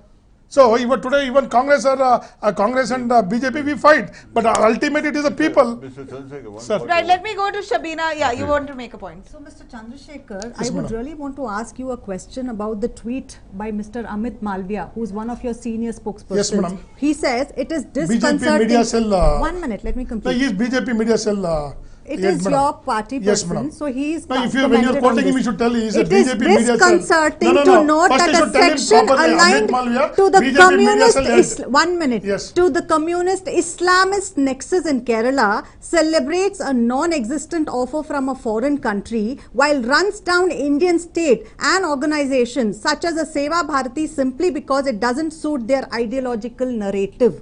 Can you explain the context in which he said this? Is there a communist Islamist nexus in this? May have doctored it. I don't think Mr. There Amit is Malviya, this Amit Malviya's tweet which is on social media. What is the I don't know issue? who has, Why has he politicized such a sentimental, such Madam, an let it come, emotional let it come, aspect, madam, it is which his- where the But you people will of back it, you will Kerala, not back it. where the people Madam, of Kerala are madam, suffering see, so many whatever deaths, statement and he has we are given, fighting you for the please, funds to come in to rehabilitate the people of Kerala, to rehabilitate the aftermath of what has happened. Rather than doing that, you have tweets Madam, as such see, one very in important thing politicizing is, and shame on shame BJP. No, on shame y'all, on BJP shame and on CPI shame for this, on for you only whatever have you've political all done. this How type of can things. somebody tweet Number one such is, a no, thing? BJP, no, Congress and CPI is there. No, you have to accept shame. Let's So it is stop not the this BJP. mudslinging, So I want please. I want to make it very Let's clear. stop this mudslinging for once. If somebody wants to Madam, help first us, Congress, you when understand your somebody history, madam. wants to Understand help your party us, history. when somebody So wants to shame for help Congress us, party. let's modify the foreign only why policy you to want a certain extent and you are take the creating help. that the whole Kerala flood relief will not happen if you don't take money from We are not saying that. Has anybody said that? Has anybody said that? You are saying that. Has anybody said that? No, sir, see. Let me, like Sabina, and please, Mr. Chandrasekhar, if I can go over to Mr. Nagaraj. What you're saying? We are so needy right now that we'll accept funds from anywhere. Why would you say that? No, I am not saying that we will Yeah, they not. don't trust the government of India. You That's see, the problem. I am not Why don't saying. you instill trust them? They don't trust. The main, trust them. the main That's thing why is 600 crore rupees has been no. released. You see, main thing is it is like Rahul Gandhi going and main- publicizing everything against India. You see, main thing is 21,000 crore loss, 2,500 crores immediate requirement, Need, yeah. only 600 crores given. Yeah. And therefore, immediately let them fulfill, no problem, one thing. Then another thing is, continuously I am saying, I can even, again I would like to read it because. Make it telecast, sir. Yeah, that's what I requested what actually. is it, sir? You see, say 9.2 of the, say about international cooperation regarding natural disasters in India. Okay, 9.2 says accepting foreign assistance.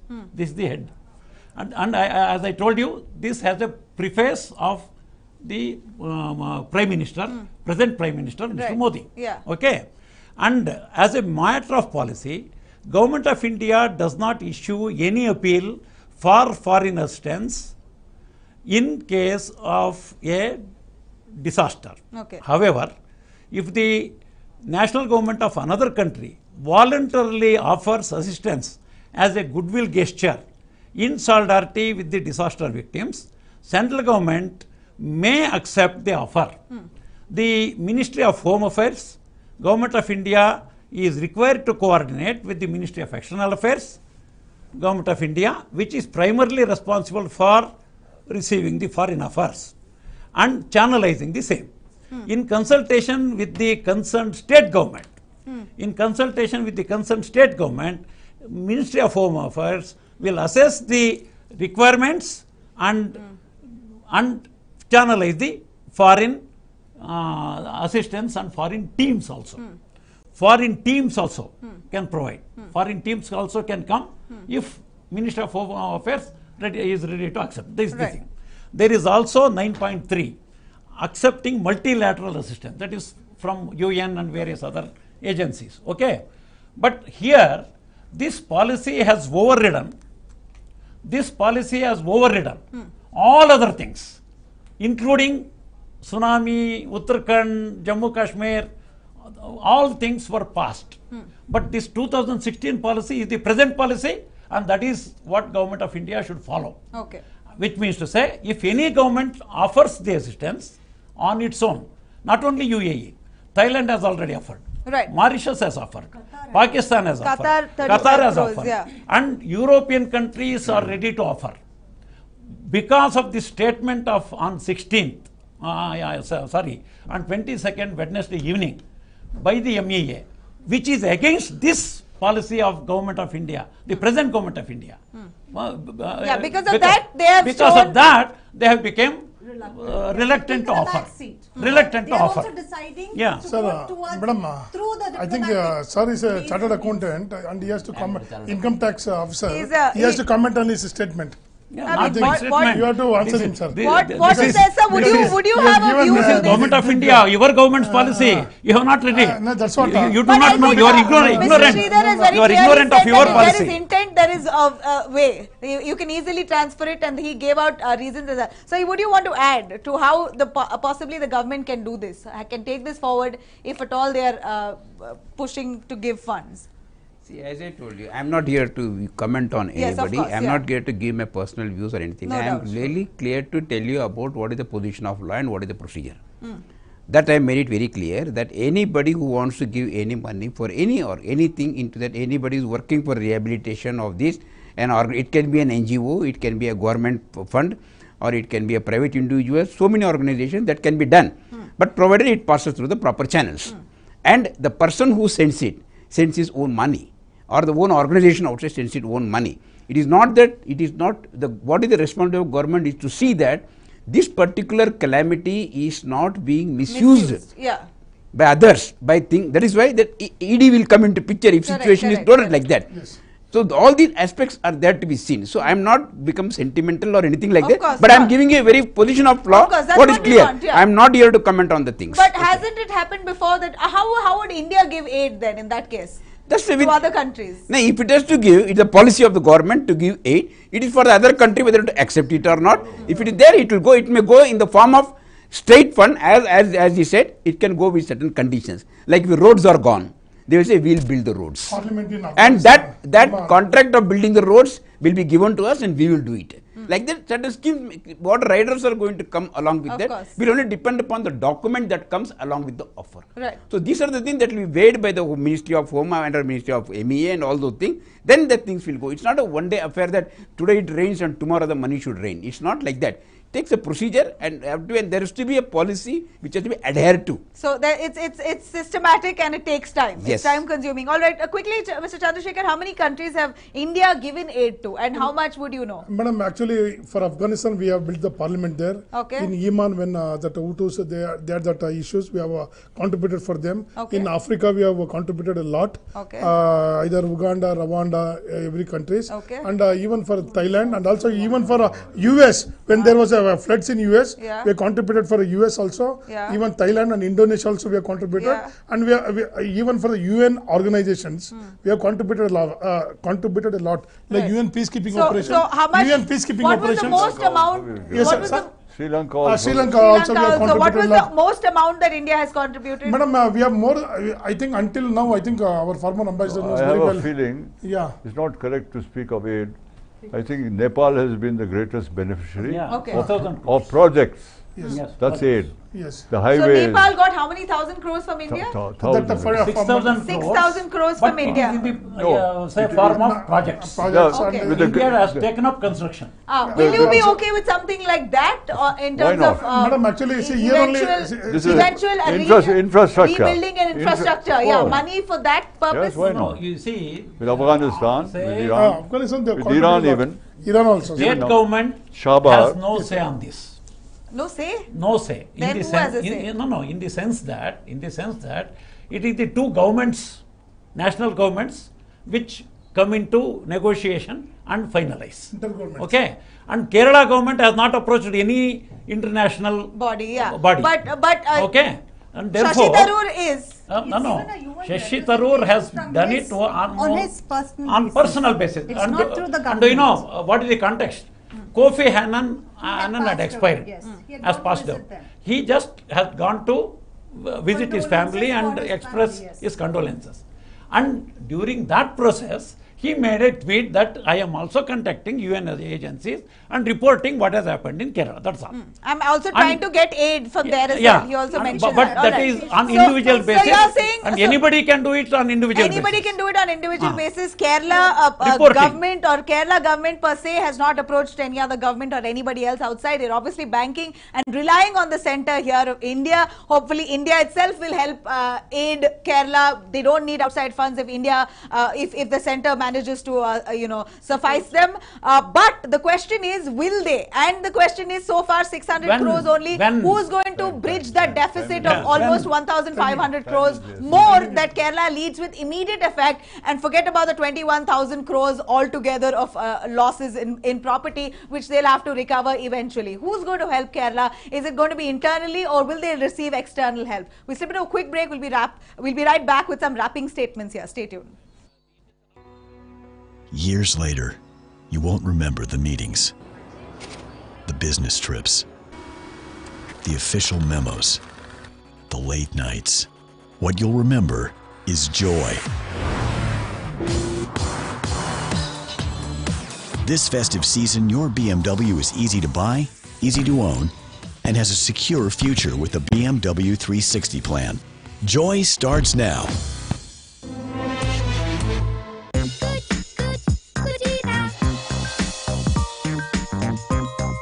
Kitchen में हो कुचीना तो हर कोई बनाना चाहेगा खाना कुचीना ಈ ಪುಟ್ಟಗಳಿಗೆಲ್ಲ ಹೋರಾಟ ಮಾಡ್ಲಿಕ್ಕೆ ಆಗ್ತದ ಅದಕ್ಕೆ ನಾವು ಹೋರಾಟಕ್ಕೆ ಮೈಸೂರಿಂದ ದೊಡ್ಡ ಪೆಟ್ಟಿಷ್ಟನ್ನು ಕರ್ಕೊಂಡು ಬಂದದ್ದು ಅವರು ಬಂದದ್ದು It's the change that excites you. The never done before drives you. The long stretches, the endless lanes. Watch it all as you walk through. You are the seeker of new. We create to inspire. Introducing the new Ciaz. Nexa. Create. Inspire. Nexa.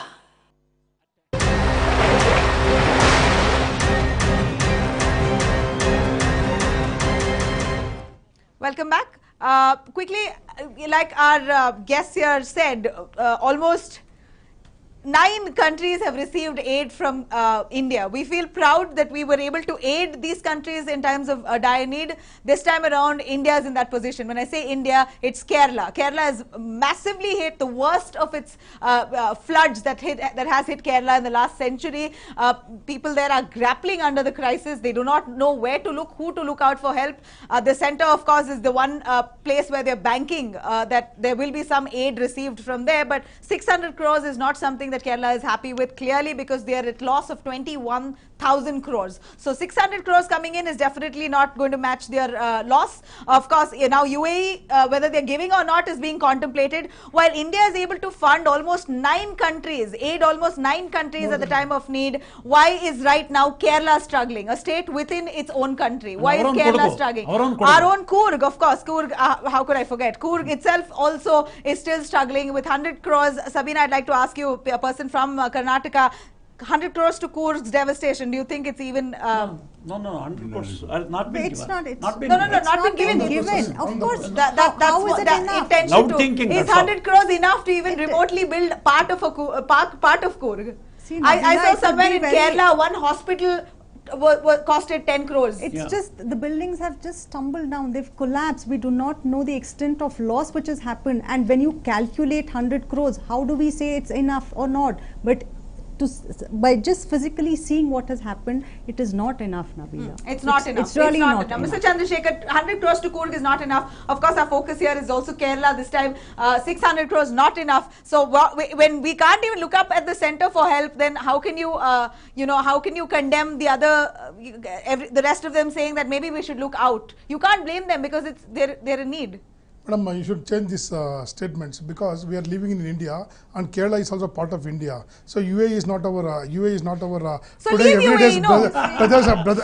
They are not our everyday citizens. So whatever problem, sir, UAE phobia, you have to come out. So whatever happens in India, our government has more strength. If we have more capability to handle this situation, either Kodagu or Madam, when Uttarakhand the same incident happened, no UAE came us to do any relief, but we have done it better. So there is no need to worry about all that type of thing. And UPA India has to, India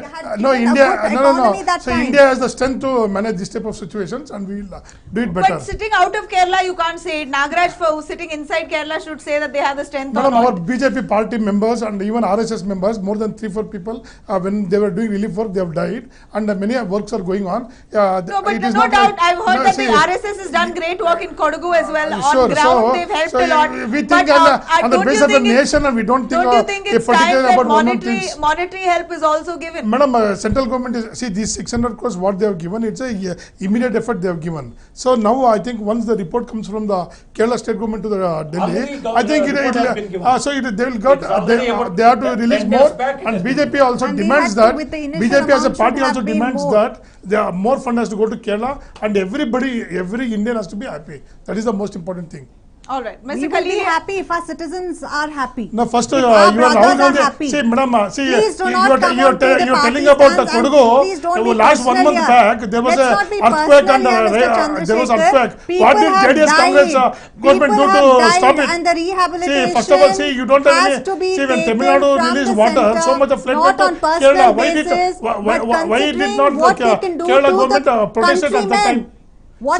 Please do not such things. On final note, Mr. Chandrasekhar, would you assure that there will be more help? Sure, madam, 100%. More help will come. 100% will come, and we always need many people like former Ambassador Ali Khalil, that type of people, their advice and their expertise. This is the need of the hour, and they are also the people who also demanding this type of situation to get more things. Let's hope you really push the center. Yes, Mr. Khalili, I'll wrap with your final statement here.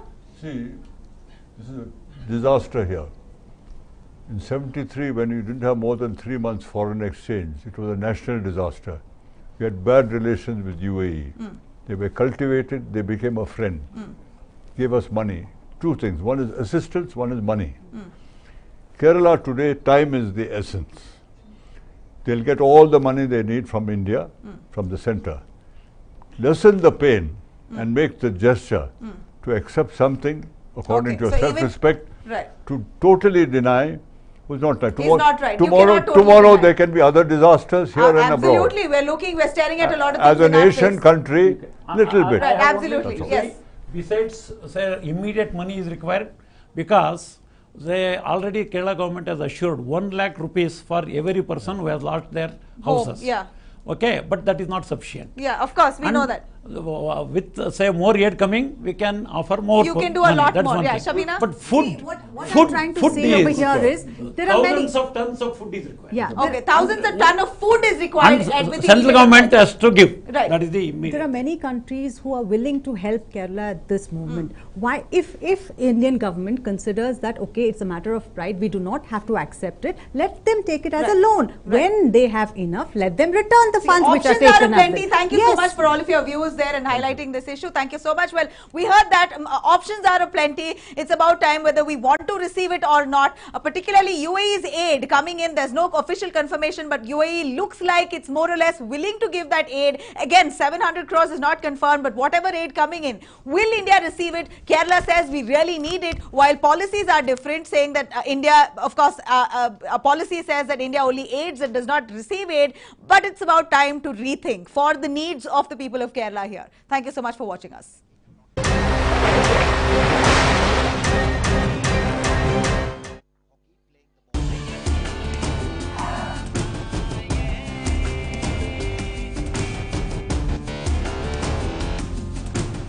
Ready for anything. The new feature-loaded Renault Kwid. Renault, passion for life. Introducing Kamdhenu Next, double ribs interlock steel, जो दे 2.5 गुना ज़्यादा bond strength. Kamdhenu Next, next generation interlock steel.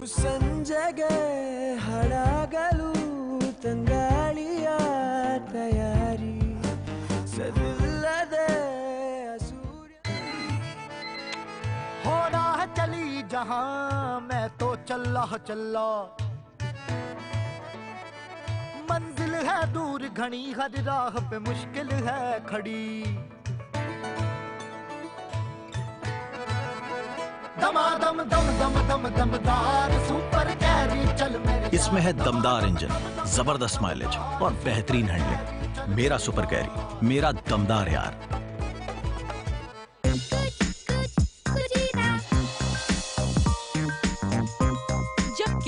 हो कुचीना? तो हर कोई बनाना चाहेगा खाना। कुचीना। लक्ष्मी बारम्मा भाग्यवतारम्मा लक्ष्मी बारम्मा। नमस्तेस्तु महामाये श्रीपीठे सुरपूजिते शङ्खचक्र गदाहस्ते महालक्ष्मी नमोस्तुते। नमस्ते गरुडारूढे कोलासुरभयङ्करी सर्वपाप। Varamahalakshmi is one of the biggest festivals for most Indians, particularly South Indians. In this News 9 special, we take you around and show you how Varamahalakshmi is celebrated in temples, in homes, and what women really do and why it is such a big deal in South India. Well, you stay tuned as we take you through the temples, houses, and many other places. Bengaluru celebrates Varamahalakshmi. City enveloped in celebrations. Palace Guttuhalli.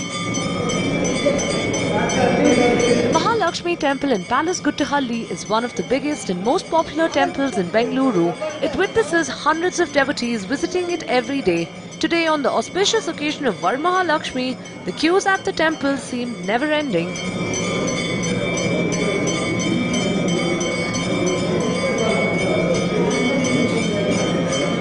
Each temple in Bengaluru has its own significance and unique way of celebrating the festival.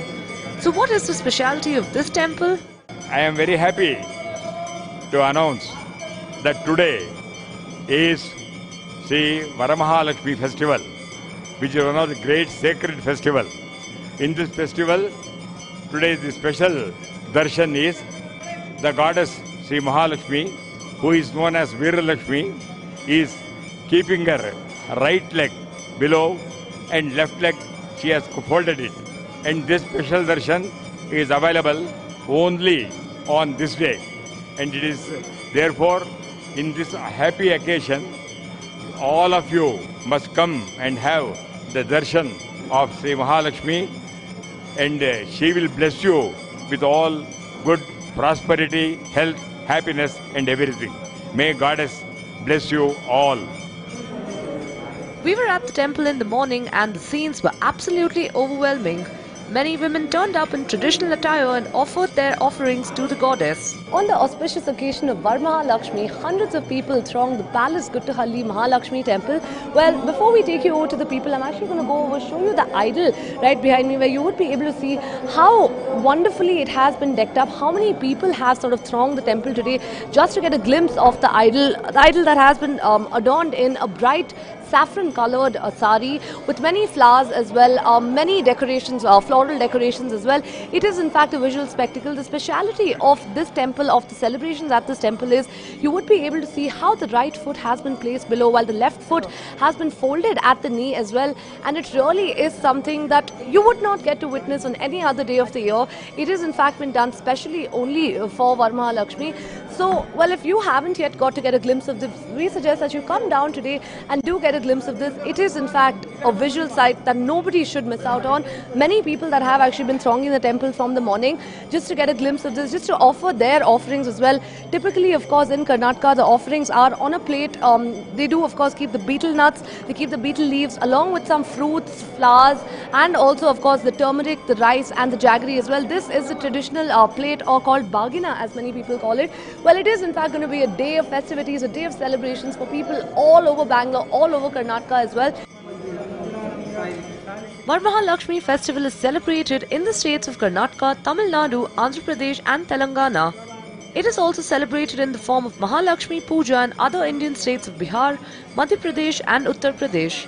We caught up with some of the devotees at the temple and let's listen in to what they had to say. We have been coming to this temple regularly, and even when my wife was carrying this, we used to come here. So it was our wish that we should come on this day. That's why we are carrying this small baby and coming. Okay. We are very happy. This temple is a very auspicious temple. We have been coming here from last 15-20 years. Okay. And this God will definitely bless everyone. That is God's Mahalakshmi's blessing. So we offer fruits, we sing and do all this thing. Navaratri, Adi Masam, that also we do. Thai Masam, Pongal, all the function we do it in a very grand manner. Okay. So we practiced that song. So we are always together and we enjoy and with devotion we sing and very happy. It's good. We feel auspicious on this day. We feel good. We feel good to come here. We feel peace to our mind, soul. Decorations and the crowd and everything becomes elaborate every year, year after year. So very happy that the thing is continuing so well. We also visited many other temples in the city, and the celebrations and festivities were running high. While at the Mahalakshmi temple in Mahalakshmi layout, an elaborate Abhisheka was performed on the idol of the goddess.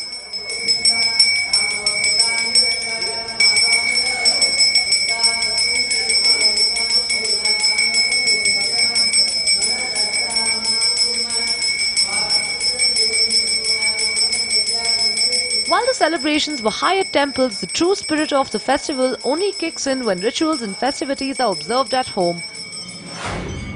Women celebrate Varamahalakshmi at home.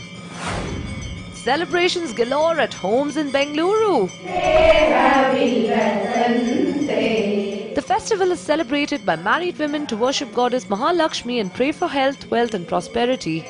It is believed that when pleased, goddess Mahalakshmi showers prosperity and good fortune on her devotees. She grants all the wishes of her devotees, be it materialistic or spiritual. While many people visit temples on the occasion of Varamahalakshmi, it is indeed a grand festival celebrated mostly in homes where many ladies get together in one person's house, celebrate and keep moving on from houses to houses. In fact, I'm here in one of the houses in Bengaluru where you would be able to see how wonderfully the idol has been decorated, how differently it is celebrated than from what is done in the temples, how even the little intricate details, be it the chains or be it the saras as known in Kannada, are of course adorned around the idol, or be it even for that matter that pink sari that you are seeing right now. It is definitely a very grand affair. All the Bengaloreans, most Bengaloreans for that matter, not just in Bangalore but across Karnataka as well, go ahead and celebrate Varamahalakshmi, one of the biggest festivals for Kannadigas as well. You would be able to see, apart from the sari, all the adorable decorations as well that have been done, be it with the braid as well, the artificial braid, or the flowers as well that have in fact been made a part of the braid, traditionally known as the jede in Kannada as well.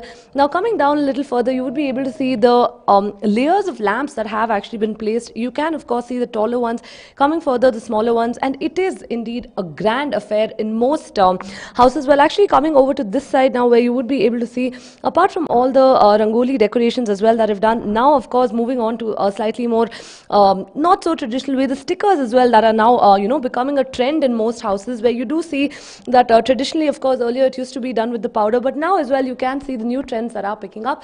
Well, on this side you would be able to see how all the ladies ideally gather for the festival, get together. They do of course the aarti, then they do the Mangala Aarti as well, and later go on to sing bhajans, just sort of, inviting the goddess to their homes. That is what Varamahalakshmi is all about. Inviting the goddess and wishing and hoping for good health, wealth and prosperity on this occasion. Now I have with me the lovely host who's of course, we've had the pleasure to be at her house, witness all the celebrations. Let's quickly go over, talk to her and find out how it's been, how hectic it's been from the morning as well, considering that all of this was put up single-handedly. Now, first of all, ma'am, coming to you, how long did all of this take to prepare a very elaborate affair that we see over here? How long did it all take? It takes a lot of time. From last 1 month, I'm cleaning the house, that preparing for Lakshmi and everything. It's very hectic schedule. Nobody will help in my house. My son is very busy. My husband also very busy. So I have to do everything. It's a little bit hectic work. Okay, we have to do it. In festival, we have only my friend is telling that in only this festival we'll celebrate Lakshmi. Varamahalakshmi Puja is celebrated on the first Friday of the Shukla Paksha of the month of Shravana. It is believed that worshipping the goddess Lakshmi on this day is equivalent to worshipping Ashtalakshmi, the 8 goddesses of wealth, earth, wisdom, love, fame, peace, pleasure and strength. We visited another house in the vicinity where the celebrations were done a little differently. Well, we decided to visit another house where the celebrations have been on in full swing from the wee hours itself. If I can actually show you on my side, you would be able to see how all the ladies have sort of immersed themselves in the bhajans or the renditions to the goddess, and it is ultimately these renditions that would lead to the goddess visiting their house, blessing their families as well, their kids, their parents as well. It is indeed a very heartwarming sight to see how all of them have got together. Well, on that side as well, you would be able to see, going further, how wonderfully each house has decorated the idol. It does differ from house to house, and in this particular house as well, so beautifully decked up in a nice bright violet sari that you would be able to see. In fact, I have with me actually the host over here who is going to talk us through and tell us how long all of this took and what an elaborate affair it was to sort of put this up. I'm now coming to you. Hats off, a wonderful job done, I must say. Really pretty. How long did all of this take? How tough was this? You have a little kid as well. Despite that, you managed this. How hard was this? Yeah, actually my kid is not so cranky, so I could manage all this. Now, I mean, ever since I entered your house, there have been a bunch of smells that have actually been making it to my nose, definitely all coming in from the kitchen as well. So what is cooking in the kitchen? What is special for this one, Mahalakshmi? So obviously everyone will do holige, obbattu, and we did some sides, kosambri and chitrana. Well, one of the most essential parts of the Varamahalakshmi Puja is the Vrata or the fasting period. Women are always seen keeping themselves busy in the kitchen. It is a tradition to prepare a whole lot of delicacies at home. The best part of the entire feast is the sweet dishes. We managed to sneak into a kitchen and get a glimpse of the making of one of the most favorite sweet dishes, Obbattu or Holige. Kitchens of most Hindu households are brimming with the ladies cooking up all these lovely delicacies. Well, I've had the privilege to be in one of these kitchens. Let's quickly go over and show you what is really being prepared for the occasion of Varamahalakshmi. This that you see right now is the Obbattu, or better known as sweet roti in English, that is ideally prepared for the occasion of Varamahalakshmi itself. You would be able to see how delicately it is being sort of laid out, or how it is being flattened ideally to be put on the hot pan. I have with me the wonderful chef who's actually making this for us. Let's quickly go over, talk to her and find out what the contents of this dish really are. So this is one of the sweet dishes that's prepared on Varamahalakshmi, something that a lot of people would crave to eat, homemade especially. So what all has gone into this right now? Yeah, it's a dough where it is made from all-purpose flour, a pinch of turmeric and salt, and then is tur dal, and we'll add some coconut and then ilachi and jaggery. Then this will be blended together, and then we'll make a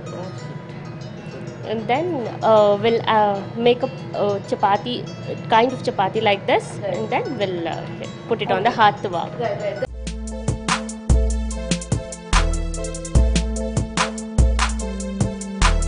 Well, of course, you would be able to see, definitely an honor to be in this kitchen right now.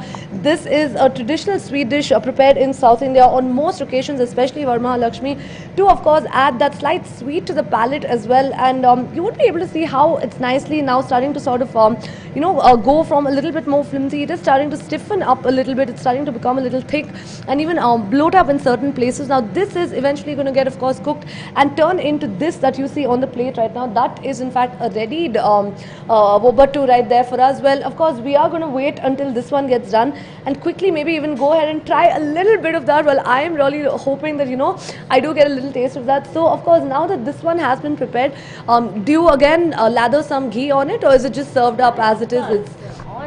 With the ghee only we can have it.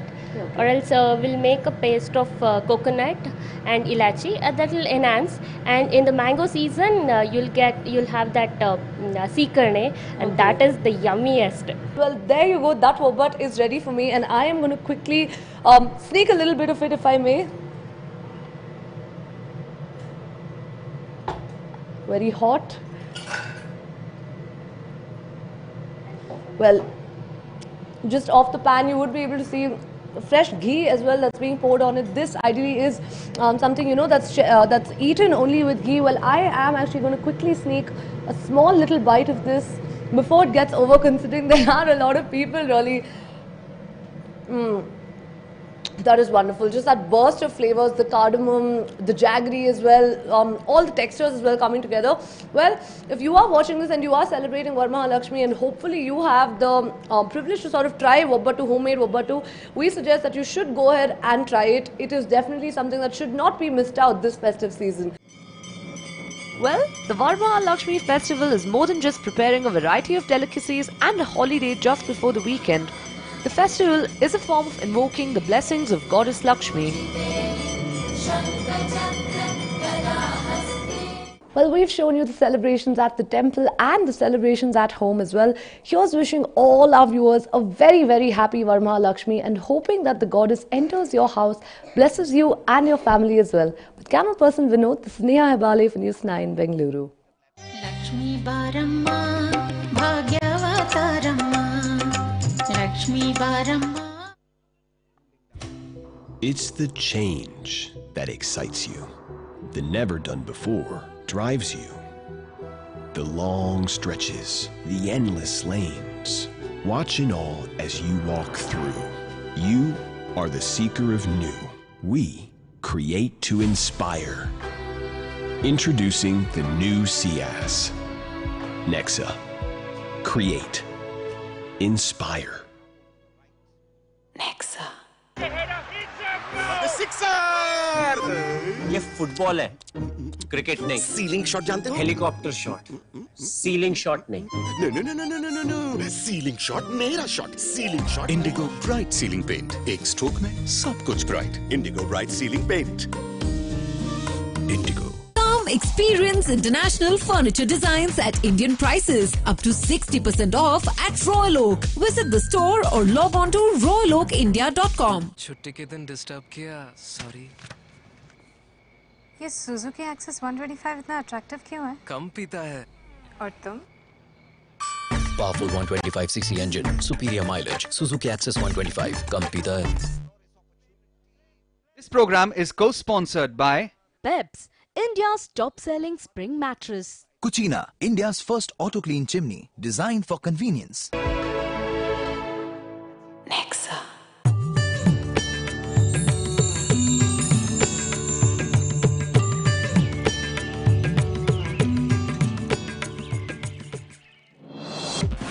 I follow the minister in charge. Central minister follows the minister in charge here. Confusion galore between Nirmala Sitharaman and Sara Mahesh during a visit to Kodagu. G. Parmeshwara and Sara Mahesh take a swipe at the central government, accuses centre of second-hand treatment for Kodagu.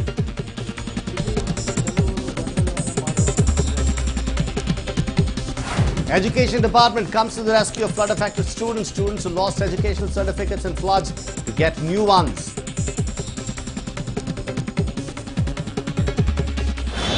Very sensitive.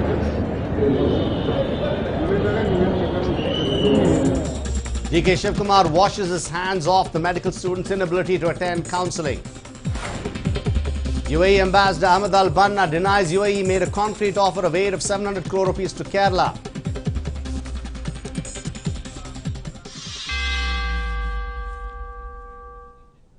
Hello and welcome. You're watching NEWS9 with me, Vijay. It's been about a fortnight since Kodagu was hit by this unexpected floods. Houses collapsed, landslides were seen everywhere, and houses and areas were flooded. How are people recovering in Kodagu? What is their status as of now? Even as they attempt to get back their lives, put the pieces of what has been their shattered lives over the last few days together, the memories of the floods, of the landslides, of the house collapses, of getting up and making a run for it, probably in the middle of the night, leaving their belongings behind, continues to haunt the people of Kodagu. And how are they coming to terms with it? Aged people, middle-aged people, young children are still haunted by those traumatic days.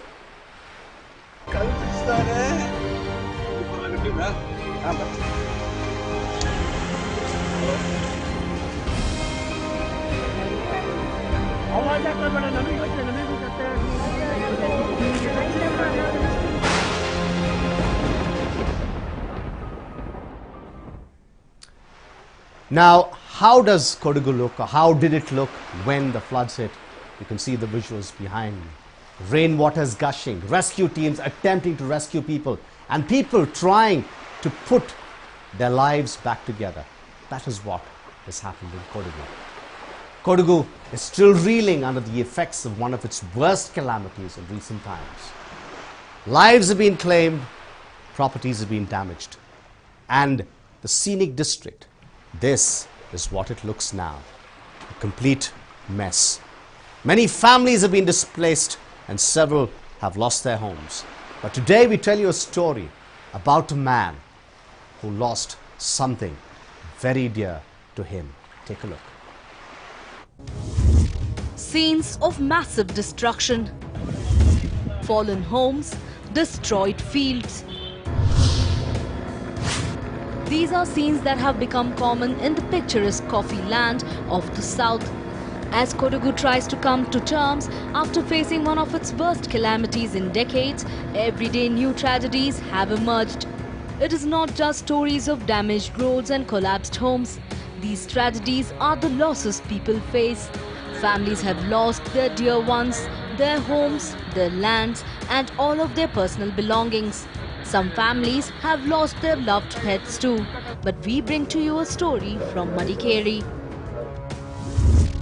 This man can't even express his loss.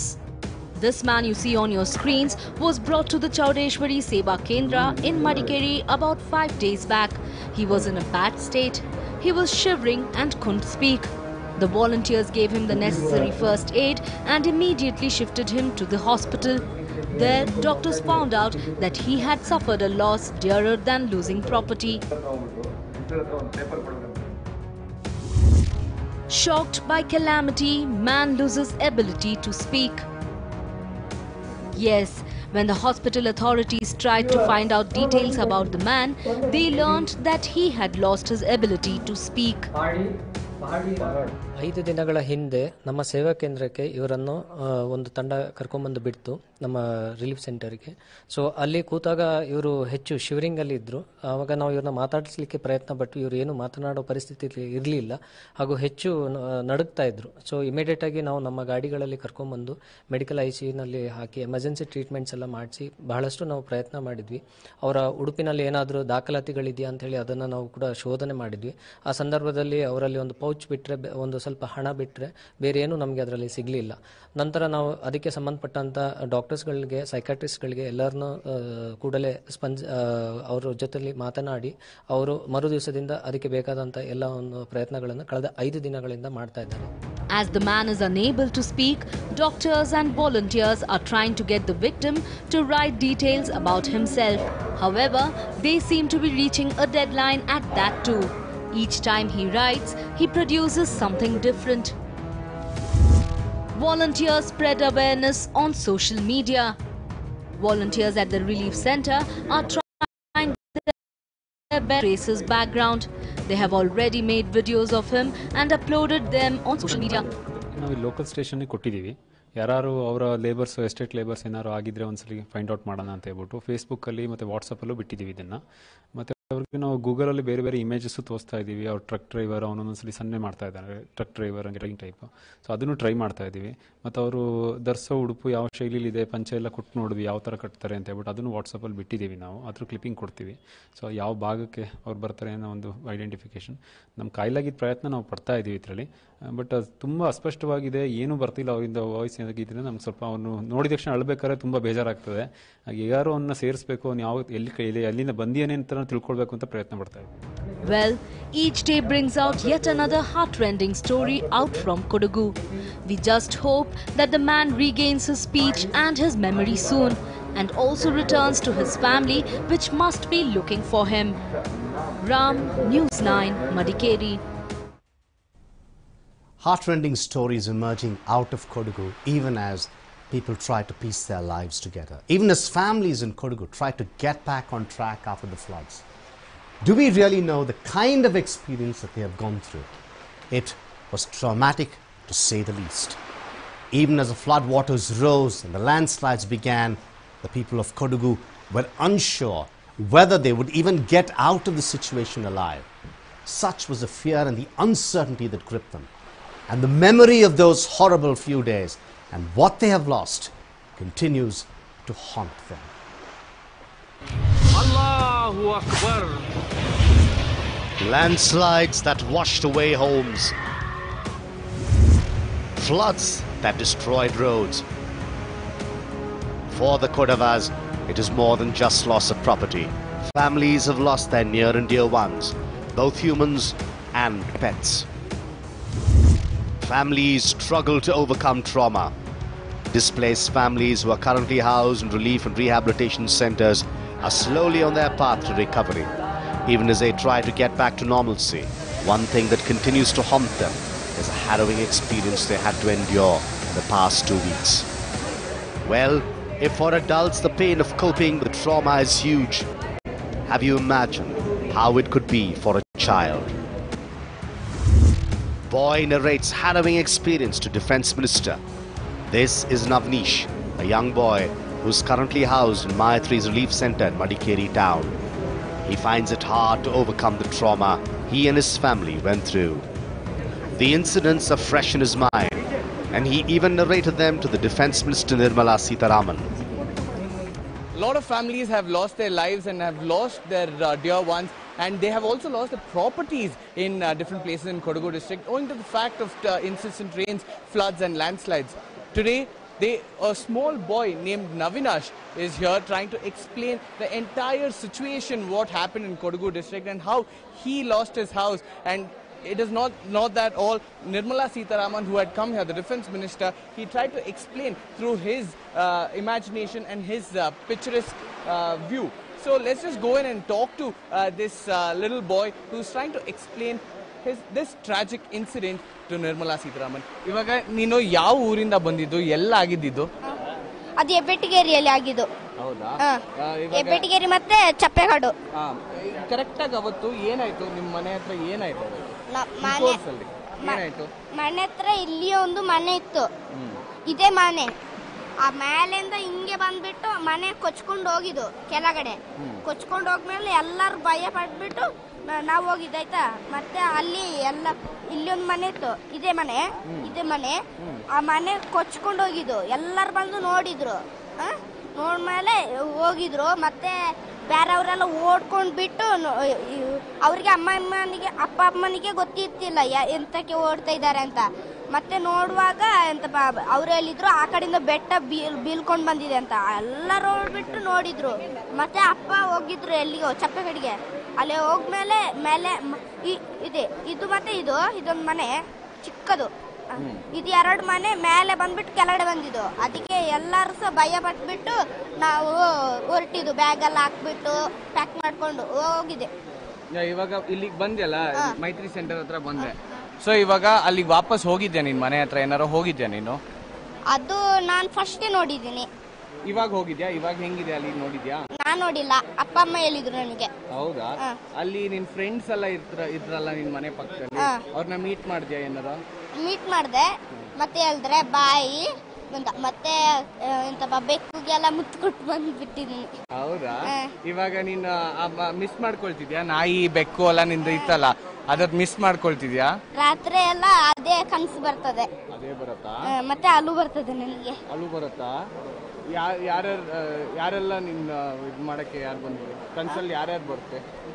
ನಾಯಿ ಮತ್ತೆ ಬೆಕ್ಕು, ಮತ್ತೆ 2 ನಾಯಿ, 1 ಬೆಕ್ಕು, ಮತ್ತೆ ಇನ್ನೊಂದು ಹಳೆಯದೊಂದು ಬೆಕ್ಕು. ಅದು ಆಕ್ಟಿವ್ ಇಲ್ವಾ, ಅದು ಸಾಯಿತ್ತು, ಅದೇ ಸತ್ಕೊಂಡಿತ್ತು. ಅದನ್ನ ಅದು 14 ಬೆಕ್ಕುನೆಲ್ಲ ಪ್ರಾಣಿಗಳನ್ನೆಲ್ಲ ನನಗೆ ಜ್ಞಾನ ಬರ್ತದೆ ರಾತ್ರಿ. ಇವಾಗ ಅದು ಹೆಂಗಿರತ್ತೆ ಅಂತ ನಿಂಗೆ ಏನಾರೋ ಒಂಥರ ಅನ್ಸುತ್ತಾ? ಅಂದ್ರೆ ಹೆಂಗಿದೆ ಅದು, ಯಾವ ಸ್ಥಿತಿಲಿದೆ ಅಂತ ಏನಾರು ಅನ್ಸುತ್ತಾ? ನನಗೆ ಬೇಜಾರಾಗಿದೆ. ಅದು ಕಾಡಿಗೆ ಏನಾದ್ರು ಹೋಗ್ಬಿಟ್ಟು ಎಂತಾದ್ರೂ ಪ್ರಾಣಿನೆಲ್ಲ ತಿಂತದೆ ಅಂತ, ಎಂತಾದ್ರೂ ಅದನ್ನ ಸಾಯಿಸ್ಬಿಡ್ತದೆ, ಬೀಳ್ತದೆ, ಹಂಗೆ ನನಗೆ ಭಯ. These are the small things which the small kid has been thinking. This is the imagination he has. He's been getting dreams of this very landslide and his favorite pets being lost and his property, his house being lost, the favorite memories which he had there. This is the memories he's been getting. But nonetheless, they are hopeful. They are still trying to think and come out of this tragic memory and come out rejuvenated completely, and they come out. People of Karnataka are trying to help these people, and that is all they are asking for. So please do be with them, and NEWS9 urges that small kids like these are missing out on a lot of things. So please help them out is what NEWS9 is trying to urge. With Yuga Devaya, this is Suraj for NEWS9 from Kodagu. Those are the sort of stories emerging from Kodagu. The aftermath of the rains, the trauma.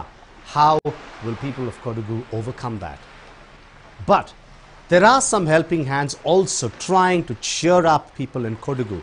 They know the type of trauma they've been through. They know the type of situation they've been through. The floods, the house collapse, the fear, the panic, the anxiety. And there were a few people today on the occasion of Varamahalakshmi who tried to provide that bright spark to the people of Kodagu. We tell you more on that on the other side of this break. Stay tuned. So much natak to stay awake. Peps, spring mattresses that adjust to your body to keep you awake all day. Live the Peps life.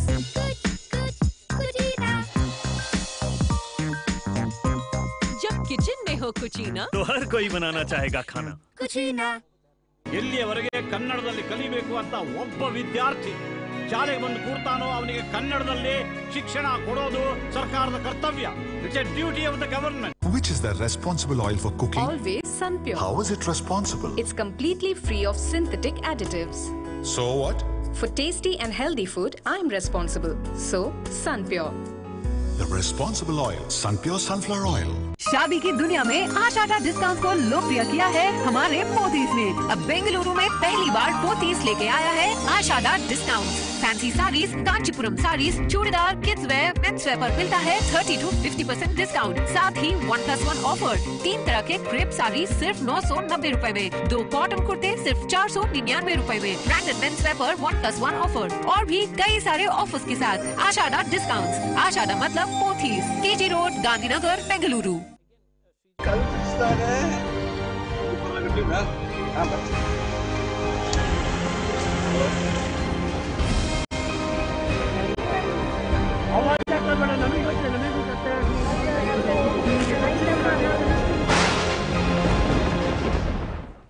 It truly is a challenging task to overcome their trauma, losses and uncertainty of the future. The displaced families in Kodagu are trying their best to make it through with as little as they can. And helping them in this tough task are volunteers at relief centers and NGOs from across the state.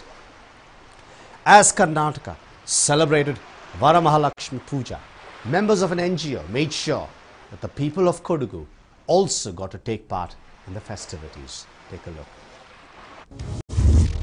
Volunteers create a festive spirit in relief centers. Relief centers in Kodagu district continue to be packed with displaced families. With either no homes or terribly damaged homes, many families continue to take shelter at the relief camps.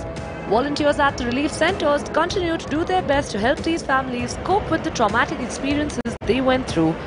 But what is saddening is that on the occasion of a festival, these families don't have any means of celebrations.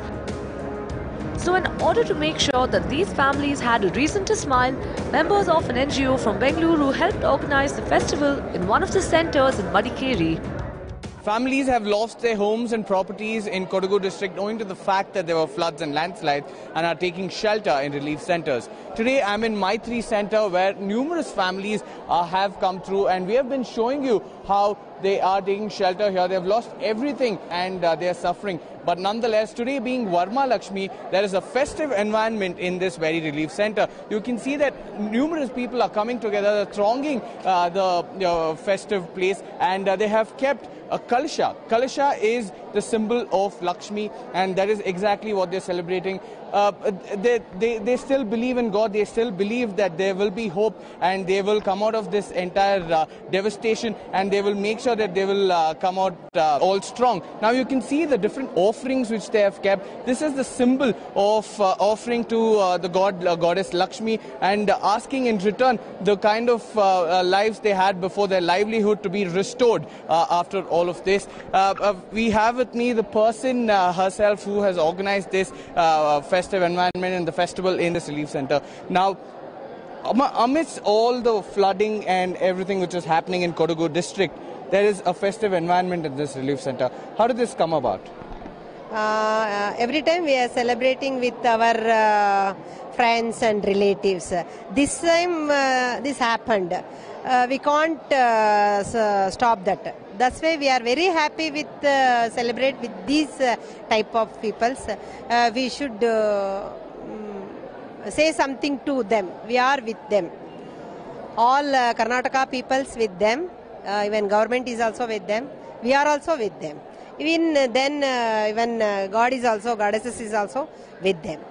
We should prove that. Now, Varma Lakshmi is known to be the worshipping goddess Lakshmi, and Lakshmi means wealth. Yeah. So a lot of people here have lost properties. Yeah. So is that a symbol of gesture saying that you will also come out of this feeling? Yeah, we should prove that. They want money, means wealth. She's a wealth minister. They want wealth. They want money. They want our support also. They are also very happy. We are also very happy. Every time we are in our home, we are doing. This time we are all. Our team is also very happy to do this. So this is what the organizer had to say, but you can see that a lot of women are saying here this very festival is for women to show that they are the goddess for each house. They are the ones who bring wealth, and that is what is believed in Hindu mythology. You can see that amidst all the struggles which they have had, amidst all the problems they are facing, they have come out together. They are celebrating this festival to show that they haven't lost any support. They haven't lost their will to make sure that they come out of this devastated state. Let's just go in and ask a few of the women who are celebrating this. ಇವತ್ತು ಇಲ್ಲಿ ವರಮಹಾಲಕ್ಷ್ಮಿನ ಆಚರಿಸ್ತೀರಾ, ಇವಾಗ ನಿಮಗೆ ಎಷ್ಟೊಂದು ಕಳ್ಕೊಂಡಿದ್ದೀರಾ, ಅದಾದ್ಮೇಲೆ ಈ ತರ ಒಂದು ಇದನ್ನ ವೆಲ್ತ್ ಅಂತ ಹೇಳ್ತಾರೆ ಲಕ್ಷ್ಮಿಗೆ, ಇದನ್ನ ಹೆಂಗ್ ಸೆಲೆಬ್ರೇಟ್ ಮಾಡ್ತೀರಾ ನೀವು? ಸೊ ಏನೋ ಇಲ್ಲಿ ಆಚರಿಸ್ತಿರೋದು ಖುಷಿ ಅನ್ನಿಸ್ತಿದೆ. ಮನೆಯಲ್ಲಿ ಮಾಡ್ತಿದ್ದು ವರ್ಷ ಪ್ರತಿ ಅದೇ ಹಬ್ಬನೇ ಇಲ್ಲಿ ಮಾಡಿಸ್ತಾ ನಮಗೆ ಖುಷಿ ಅನ್ನಿಸ್ತಿದೆ. ಆದರೆ ನಾವು ಕಳ್ಕೊಂಡಿದ್ದನ್ನ ಮತ್ತೆ ನಮಗೆ ಅದು ದುಃಖ ಮತ್ತೆ ಬರ್ತಾ ಇದೆ. ಹೀಗೆ ಕಳ್ಕೊಂಡಿದೀವಿ ಅಲ್ಲ ಅಂತೇಳಿ ಇಡೀ ಕರ್ನಾಟಕದ ಜನತೆ ಹತ್ರ ಮನವಿ ಮಾಡ್ಕೊಳ್ಳೋದಂದ್ರೆ ನಮಗೊಂದು ಮನೆಯನ್ನು ಕಲ್ಪಿಸಿಕೊಟ್ಟು ಇರ್ಲಿಕ್ಕೊಂದು ಜಾಗ ಅಂತೇಳಿ ಮಾಡಿಕೊಟ್ಟಿದ್ರೆ ತುಂಬಾ ಅನುಕೂಲ ಅಂತ ಹೇಳಿ ನಾವು ಕೇಳ್ಕೊಳ್ತೀವಿ ಸರ್. ಇವಾಗ ಅಮ್ಮ ನಿಮ್ಗೆ ಇವಾಗ ದೇವರಲ್ಲಿ ಎಲ್ಲೋ ಒಂಚೂರು ನಂಬಿಕೆ ಇದೆ ಅಂತ ಕಾಣಿಸ್ತಿದೆ. ಯಾಕೆಂದ್ರೆ ದೇವರು ಒಂದು ರೂಪದಲ್ಲಿ ಬಂದೇ ಬರ್ತಾರೆ, ನಿಮ್ಗೆ ವಾಪಸ್ ನಿಮ್ಗೆ ಏನೇನ್ ಸಿಗತ್ತೋ ಅದೆಲ್ಲ ವಾಪಸ್ ಸಿಗತ್ತೆ ಅಂತ ನಿಮ್ಗೆ ಅನ್ಸುತ್ತಾ? ಇವಾಗ ಹಂಗೆ ಬರ್ತೀರಾ ಅಲ್ವಾ? ವಾಪಸ್ ಸಿಗುತ್ತೆ ಅಂತ ಅನ್ಸುತ್ತೆ ಸರ್. ಇಲ್ಲಿ ನೋಡಿದ್ರೆ ವಾತಾವರಣ ಸಿಗ್ಬೇಕು ಸರ್. ನಮ್ಗೆ ಮನೆ ನೆಲೆ ಎಲ್ಲೂ ಇಲ್ಲ, ಎಲ್ಲಿರ್ಬೇಕು ಏನ್ ಮಾಡ್ಬೇಕಂತ ಗೊತ್ತಿಲ್ಲ. ಪ್ರತಿ ವರ್ಷ ನಾವು ಹಬ್ಬ ಮಾಡ್ತಿದ್ದೋ, ಆದ್ರೆ ಈ ವರ್ಷ ಬಂದು ಇಷ್ಟು ಜನದ ಮುಂದೆ ಇಲ್ಲಿ ಮಾಡ್ಬೇಕಾದ್ರೆ ತುಂಬಾ ಬೇಜಾರಾಗ್ತದೆ ನಮ್ಗೆ. ಎಲ್ಲೋ ನೋವು ಹಾಗೆ ಆಗ್ತಿದೆ. ಆದ್ರೂ ಅವ್ರು ನಮಗೋಸ್ಕರ ಅಲ್ಲಿಂದ ಬಂದು ಇಲ್ಲಿ ಪೂಜೆ ಮಾಡ್ತಾರೆ, ತುಂಬಾ ಖುಷಿ ಆಗ್ತದೆ. ಆದ್ರೂ ನಾವು ನಮ್ಮ ಮನೇಲಿ ಮಾಡ್ಬೇಕಿತ್ತು ಅನ್ನೋದು ಸ್ವಲ್ಪ ಬೇಜಾರಿದ್ದೇ ಇದೆ ಸರ್ ನಮಗೆ. Well, there is nothing like celebrating a festival at home. Unfortunately, for the many displaced families in Kodagu, it was a far-fetched dream this year. Hopefully, sooner than later, they will have a chance to celebrate a return to a life like it was before the destructive rains came. Surat Suresh and Yuga Devaya for NEWS9 Madikeri.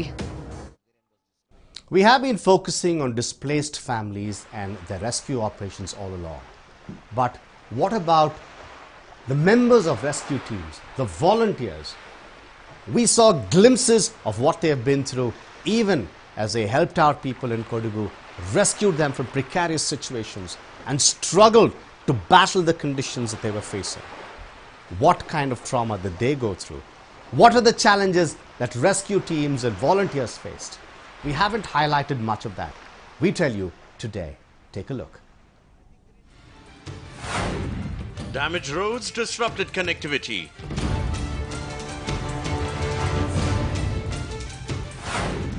Poor weather conditions hindered rescue operations. Despite all this, rescue operations continued. All wings of the armed forces, NDRF, civil defense personnel and local volunteers put in their best efforts to rescue the stranded even in the toughest of situations. However, the first to respond were members of the emergency rescue team. Meet the team that responded first. These members you see are staff of the 108 ambulance service. These members were the first to respond when a distress call was made.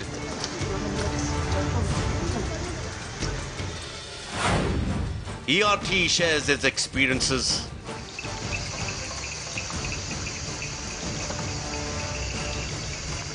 The emergency response team had the toughest job as they had to travel in ambulances. Disrupting their operations were poor weather conditions and horrible connectivity of location.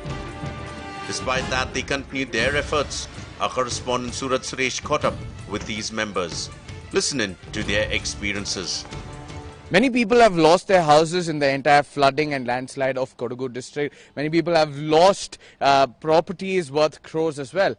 They have their stories, but today we are going to show you a different story where the rescue operation team have their stories to tell, because they are the ones who are at the spot and they make sure that they are brought to safety. Today I am at District Hospital in Madikeri town, where a lot of 108 ambulance rescue team people are the ones who are rescuing. They are at the spot. They make sure that these people are brought to safety at the earliest, and they always have their own stories. They give them the primary treatment. They make sure that they are safe, and they have seen it all. They have seen the critical conditions. They have seen people who are stranded. They have seen people who come walking. We have shown you all such stories, but they are the first witness to all of this. Let's just go in and ask them how their experience was, how many people have been rescued till date.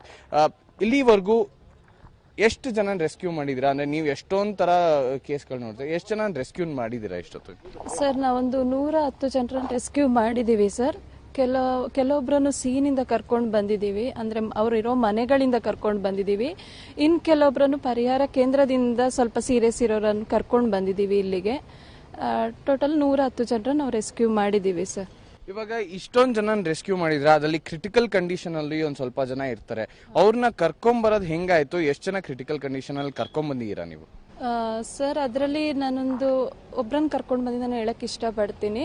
ಆ road ತುಂಬಾ ಇದಿತ್ತು sir, challenging ಆಗಿತ್ತು. ನಮಗೆ ಹೋದವರಿಗೆ ನಮಗೆ return ಬರ್ತೀವಿ ಅನ್ನೋ guarantee ಇರಲಿಲ್ಲ. ನಾವೊಂದು 4 ಜನ ಹೋಗಿದ್ವಿ ಸರ್. ಅಲ್ಲೊಬ್ರು ಹೇಳಿದ್ರು, ಅಲ್ಲಿ ಒಬ್ರು ಅಜ್ಜಿ ಇದ್ದಾರೆ, ಅವರಿಗೆ ನಡಿಯಕ್ ಆಗಲ್ಲ, ಬೆಡ್ ರಿಡನ್ ಆಗಿದ್ದಾರೆ, ಅವರು ಕರ್ಕೊಂಡು ಬರಬೇಕು ಅಂತ ಹೇಳಿದ್ರು. ನಾವು 4 ಜನ ಸೇರ್ಕೊಂಡು ಹೋದ್ವಿ ಸರ್. ರೋಡಲ್ಲಿ ಫುಲ್ ನೀರಿತ್ತು ಸರ್. ನೀರಲ್ಲಿ ನಾವು ರೋಡ್ ತುಂಬಾ ಇದಾಗಿತ್ತು, ತುಂಬಾ ಹಪ್ಪೆಲ್ಲ ಇತ್ತು.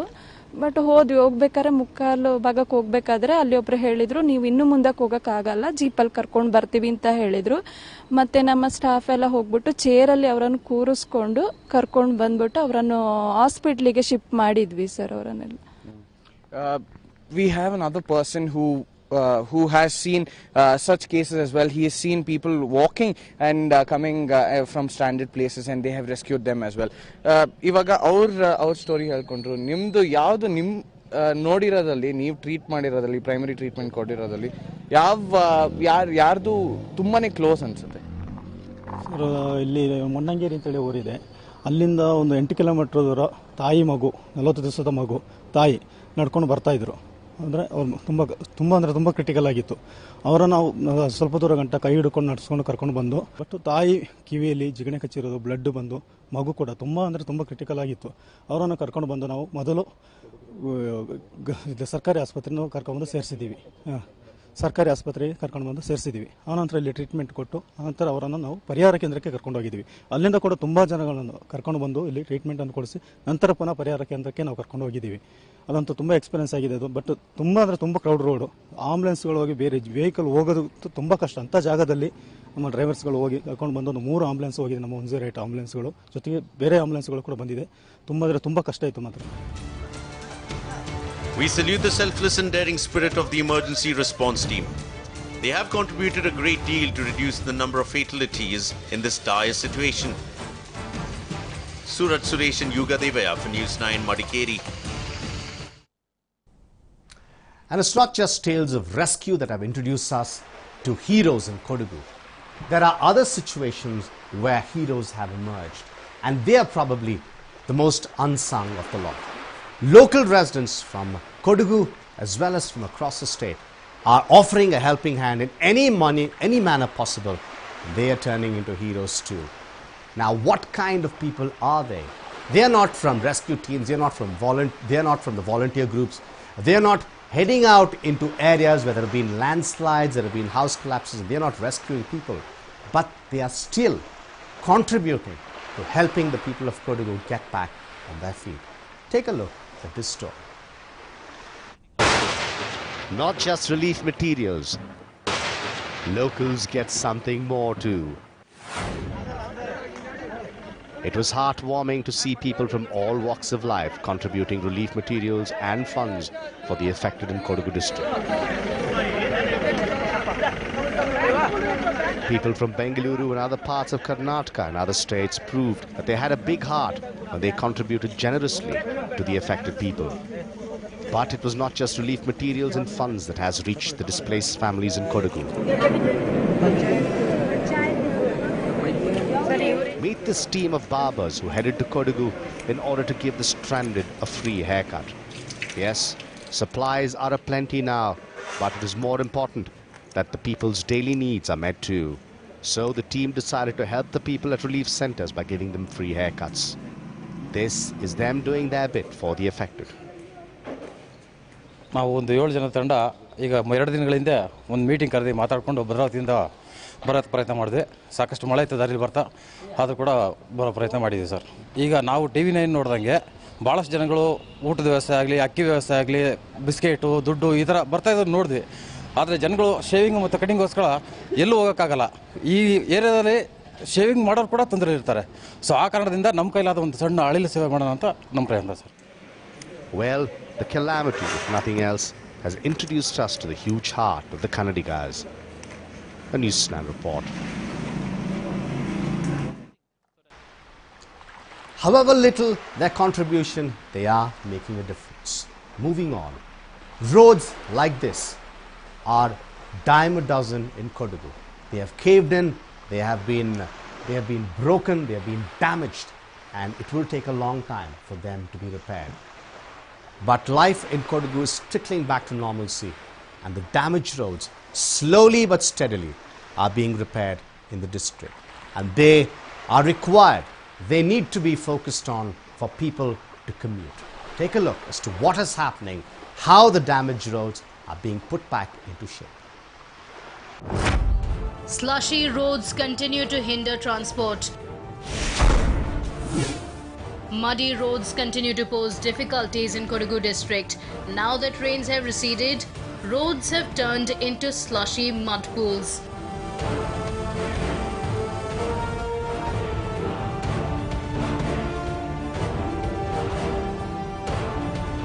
We've shown you how bad the situation is in and around Kodagu district, and we've also shown you how the operation went about to save people on the hilltop homestay as well. But right now I am in Mukodlu, which is on the way to Hattiholi, which was completely flooded a few days ago. Right now you can see that the water level has in fact subsidized, and it has come down. But nonetheless, people are still facing a lot of problems because of the very fact that the entire road is slushy now, and it is really hard for people to even walk about. And you can see people trying to go towards their houses now, and they're trying to see whether their house is intact, what is happening, whether they can get their belongings from there, their precious belongings, their memorable belongings, and many of that sort. And this is the kind of condition which Hattiholi road is now, and a lot of people are in fact facing problems. You can see that, you know, when you place your leg, your entire leg goes inside, and that is how the condition is. Even through all of this, even through a lot of problems like these, people are still walking about to make sure they still have hope that they can reach their houses and find their belongings. That's not all. There was another temple there in the far limits where the entire temple is also submerged, completely underwater, and you can see the temple now, but nothing remains inside the temple. We can see the offering box, which was earlier kept at the temple. It is still lying around. It is at least 200 meters or so from the temple itself. You can see the impact which the water had, the kind of force the water was in, and this is the kind of situation it is in. Even though a lot of JCBs are coming about and trying to help these families, it is not helping that much, and they have been asking district authorities, yes, it will take time, it will surely take months together to clean this road and make sure that the entire road is clean, but nonetheless it is still a problem for these people, and somewhere close by they still have hope that one day they will be living in the same place. Repair works were being carried out in other parts of the district too. On Mandalpatti Road, workers were seen using bags of sand to strengthen the muddy roads.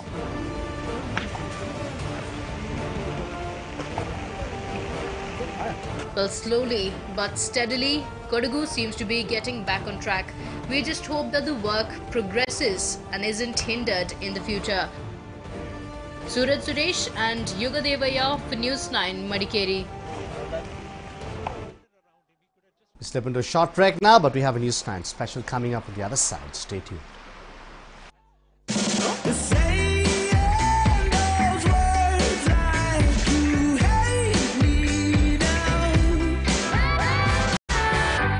Visit once for all your real estate needs. PAI, Credai and MECT presents My Reality from 24th to 26th of August at Radisson Blu Mall of Mysore. एक मंदिर, दरगाह या गुरुद्वारा नहीं छोड़ा था जहाँ इसकी मिलने की मन्नत ना मांगी हो। स्टेशन पर खो गई थी ये मिली भी तो कैसे? इन उंगलियों के निशान से। आधार कार्ड बनवाया था इसका। सुना, वो आधार में बच्चों की फिंगरप्रिंट लेते हैं ना? उससे कोई भी खोए हुए बच्चे को अपने घर तक पहुंचा सकता है। ये तो मैंने सोचा ही नहीं था। तो अब सोच लो। आधार अपना लो, फायदे में रहोगे। Come experience international furniture designs at Indian prices, up to 60% off at Royal Oak. Visit the store or log on to royaloakindia.com. Years later, you won't remember the meetings, the business trips, the official memos, the late nights. What you'll remember is joy. This festive season, your BMW is easy to buy, easy to own, and has a secure future with the BMW 360 plan. Joy starts now.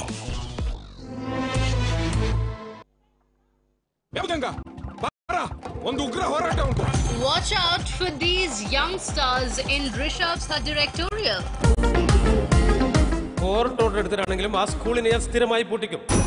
Will the sequel to Happy Bhag Jayegi impress fans? Plan क्या है?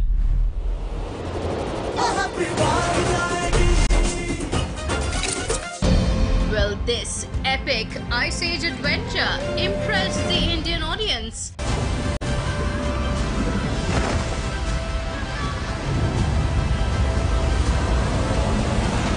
Friday verdict.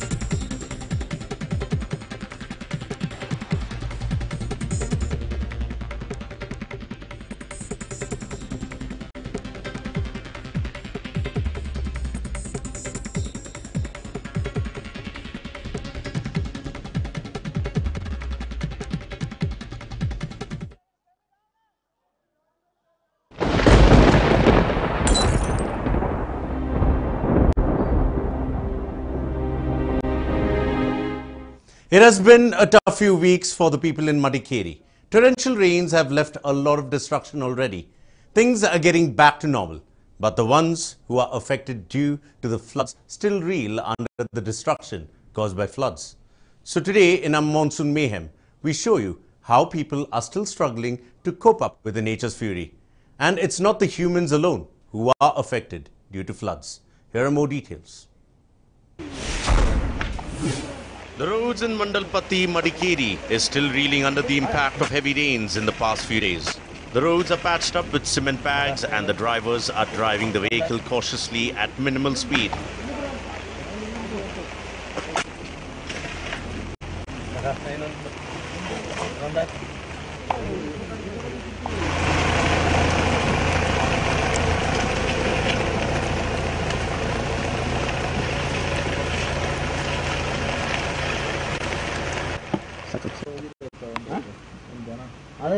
ದನ ಸಿಕ್ಕಿದ್ರೆ ತರಕ್ಕೆ ಹೋಗಿದ್ರಂತ ಎಲ್ಲಿ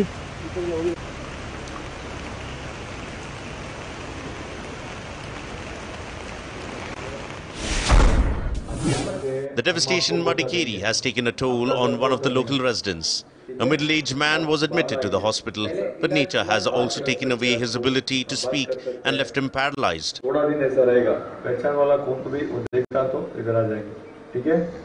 आप आराम से रहिए, खाना खाइए, पानी पीजिए, आराम से रहिए, ठीक है?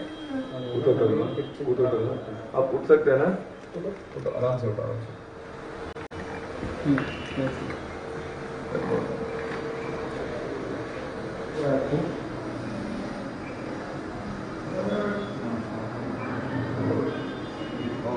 ನೋಡಿ ಅವನು ಅದೆಲ್ಲ ಯೋಚನೆ ಇದೆ ಅವನಿಗೆ ನೋಡಿ ಸಪ್ರೇಟ್ ಮಾಡೋಣ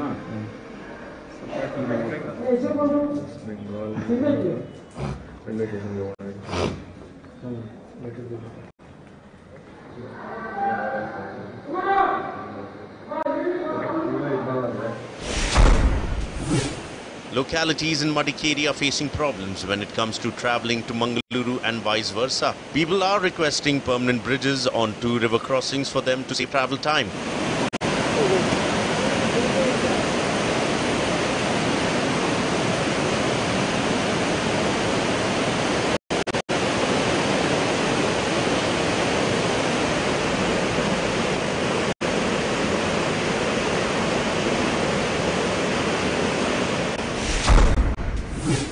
Massive rains have left the Madikeri Palace in shambles.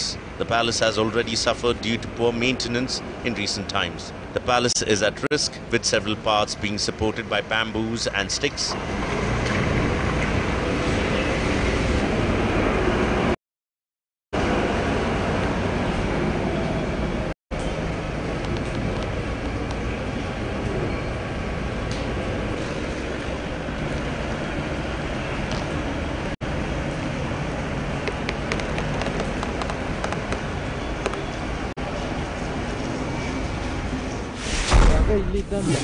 Families searching for their near and dear ones continued on Friday as well. Photographs of people missing due to floods were released, with families continuing their stretch without any support from the government.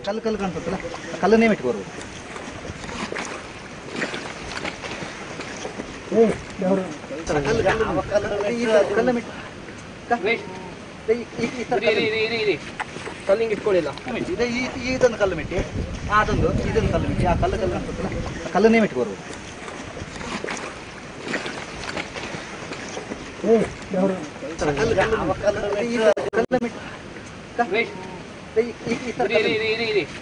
ಕಲ್ಲಿಂಗ್ ಇಟ್ಕೊಳ್ಳಿಲ್ಲ ಇದೊಂದು ಕಲ್ಲು ಮೆಟ್ಟಿ ಅದೊಂದು ಇದೊಂದು ಕಲ್ಲು ಮೆಟ್ಟಿ ಆ ಕಲ್ಲು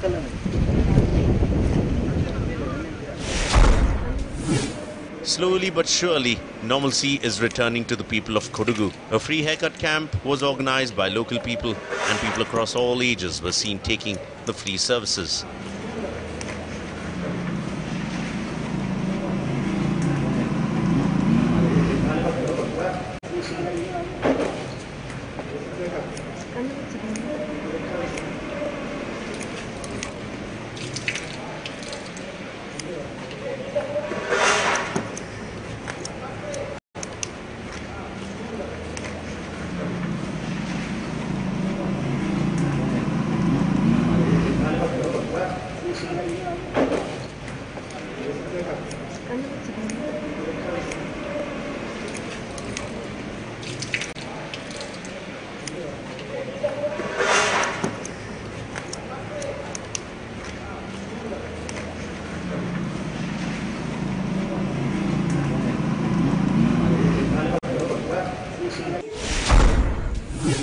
Madikeri district in charge, Sara Mahesh, offered help to 50,000 each to brides whose marriages were stopped because of the floods. The marriages were supposed to take place on August 26th and September 12th.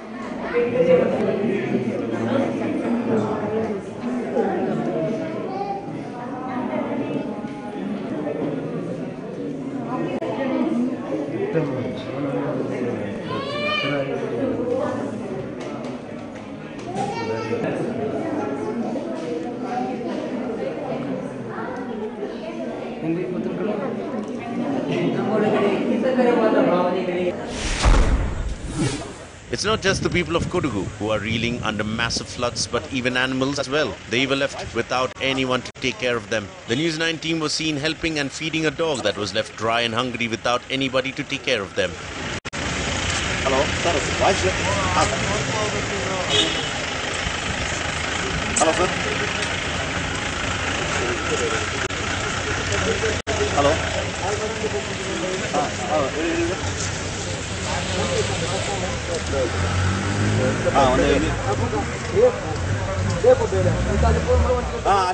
ಅಲ್ಲ just ಒಂದು ಮನೆ ಮೇಲೆ crack ಬಂದಿದ್ದಲ್ಲ white building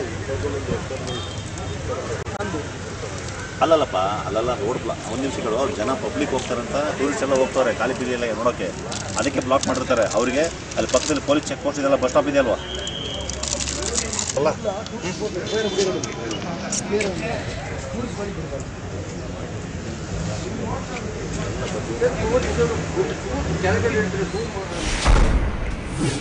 A domestic dog was seen waiting for its owner without food for the last 4 days outside a house that collapsed in Attiholi village. It was a really heartwarming scene.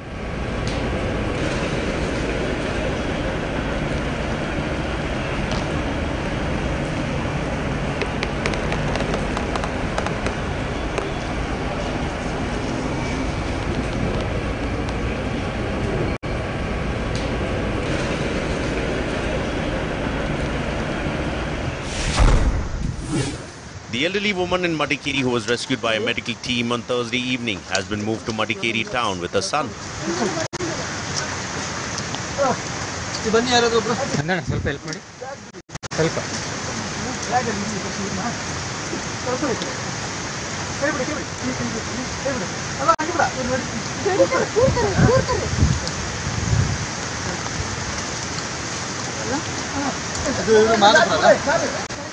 ಅವರ Madikeri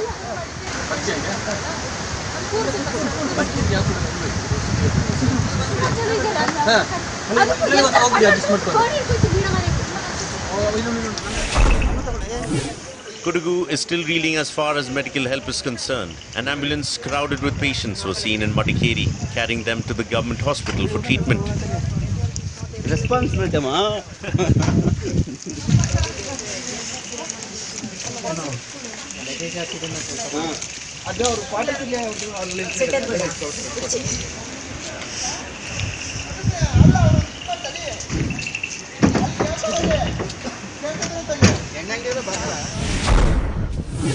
Thanks to the massive rains and floods in the past few weeks, ambulances are finding it tough to reach patients. Visual of an ambulance driving at snail's pace was seen on a muddy road in Madikeri.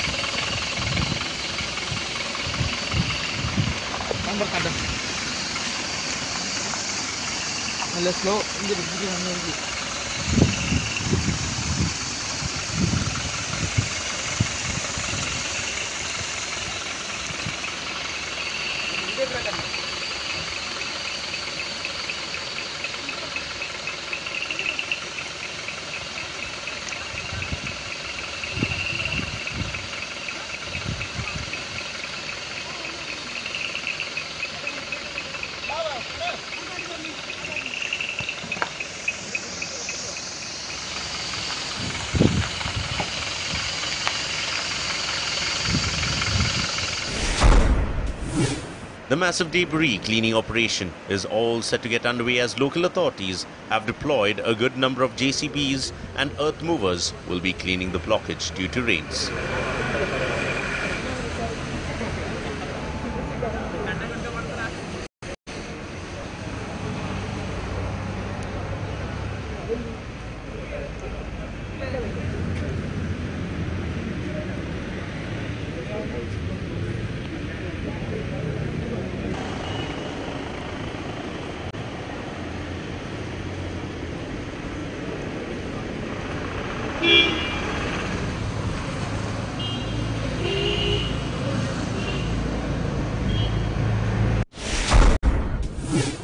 A house in Hibettageri village in Madikeri Taluk in Kodagu district had to face the brunt of floods. Several parts of the house were left damaged.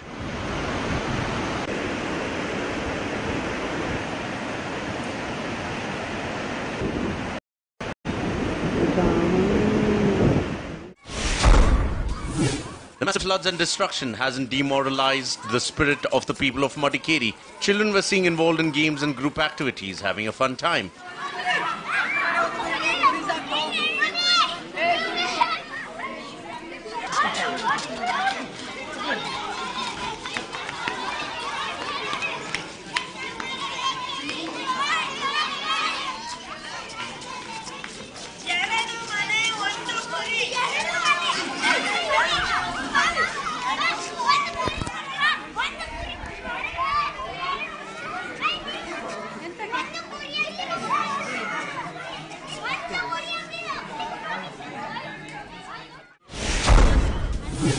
Not just children, women too were seen enjoying themselves in fun activities in Madikeri.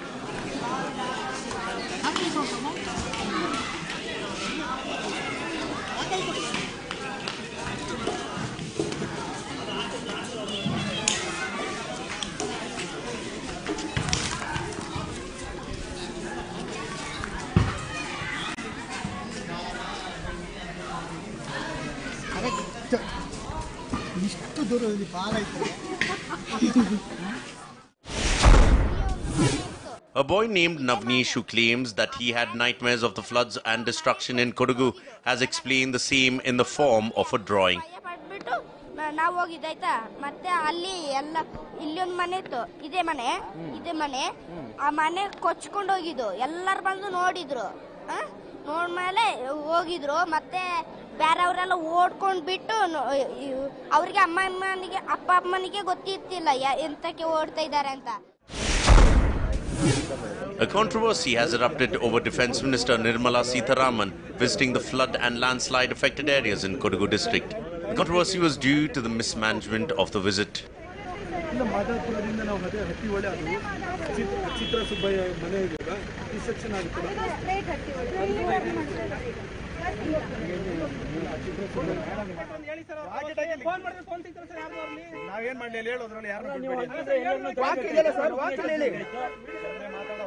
ಸುಮ್ಮನೆ ಮಾತಾಡ್ತೀರಾ ಅದಕ್ಕೆ ಮಾತಾಡ್ತಿರೋದು ಏನ್ ಸುಮ್ಮನೆ ಮಾತಾಡೋದು sir ಅವಾಜ್ ಹಾಕೋಬೇಡ ನಮಗೂ ಅಷ್ಟೇ ನಮಗೂ ಕರ್ತವ್ಯಕ್ಕೆ ನೀವು ಇದು ಮಾಡ್ಬೇಡಿ ಏನ್ ಅವಾಜ್ ಹಾಕೋದು ಅಂತ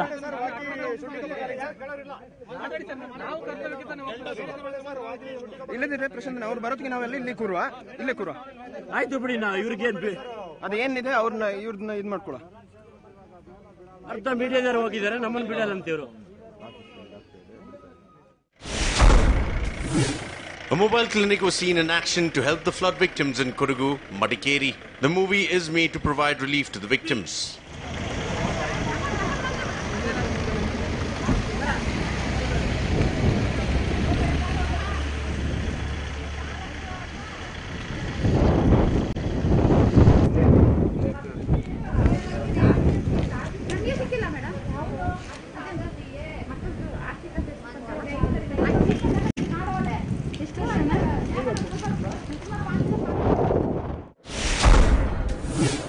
Though many have been displaced from their houses due to floods, the people still celebrated the Varam Mahalakshmi festival at relief camps in Kodagu.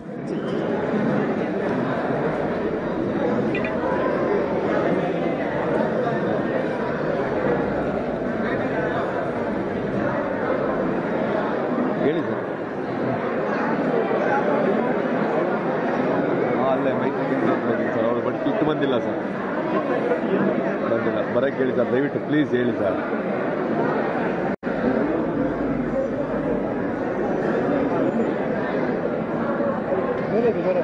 ಆಲಯ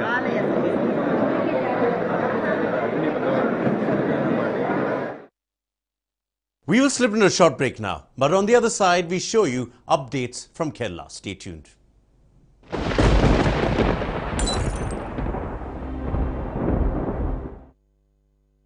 श्रीमती जी के बालों की शाइन लाजवाब है। वाह वाह क्या बात है। 2 घूंट की बात है, बस 2 घूंट की बात है। लगता पूरी फैमिली को बता क्या। पतंजलि आंवला जूस और एलोवेरा जूस के 2-2 घूंट। इनके प्राकृतिक गुण जगाए आपकी सेहत, त्वचा और बालों में नई चमक और दिलाए कब्ज से छुटकारा। पतंजलि स्वरस सबको करेंगे सूट। सेहत के 2 घूंट। 2 घूंट की बात है।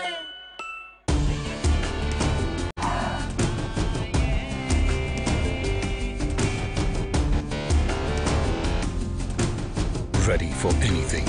The new feature-loaded Renault Kwid. Renault, passion for life.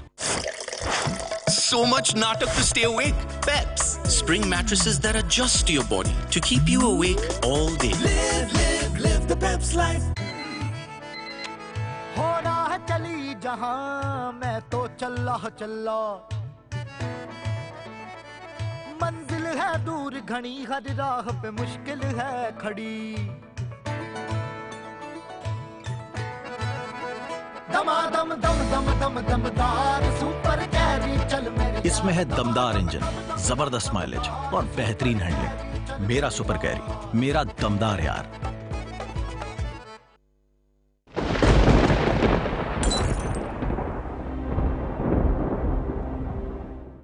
The people in Kodagu are trying to cope up, but so are the people from God's own country, Kerala.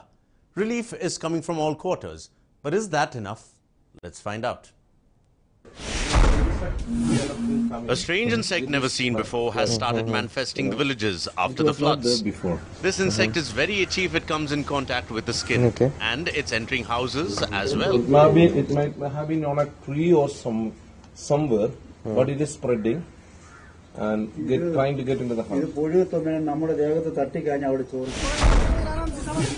In a video which has gone viral, Indian Army personnel are seen rescuing a man with a prosthetic leg in Kerala. 5 officers helped the man climb down a ladder from the first floor of a house.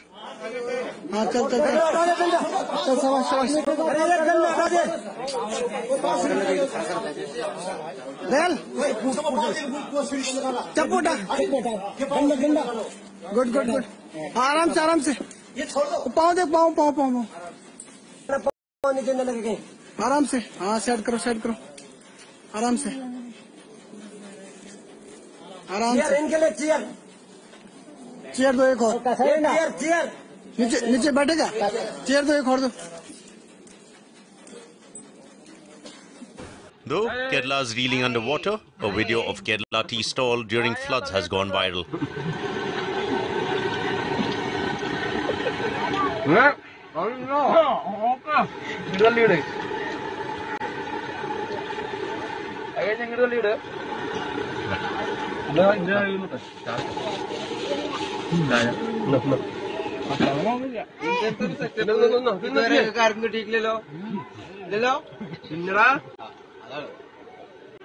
ഇതുപോലൊരു setup എവിടെയും കിട്ടിയിട്ടില്ല വരികയാണെങ്കിൽ വെട്ടിക്കടവ് കരിമീന്റെ കടയിലേക്ക് വരിക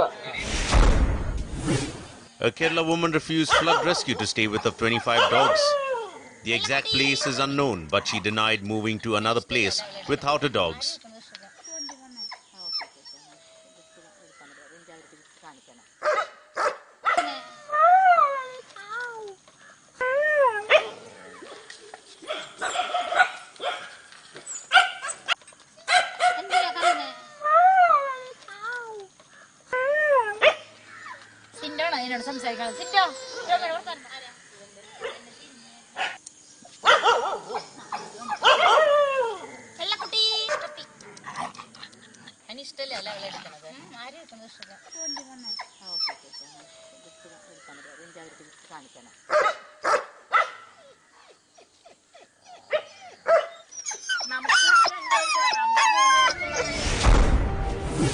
A picture of forest officials who saved the 1-year-old tribal boy caught in flood was released on Friday, which went viral instantly.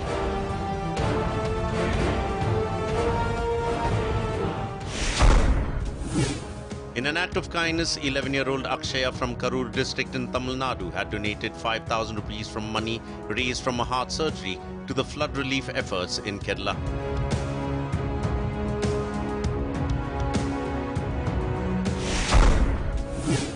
Bollywood actor Randeep Hooda joins Kalasa Aid to help Kerala flood victims. Hooda travelled to Kerala to provide help to the victims and also won several hearts.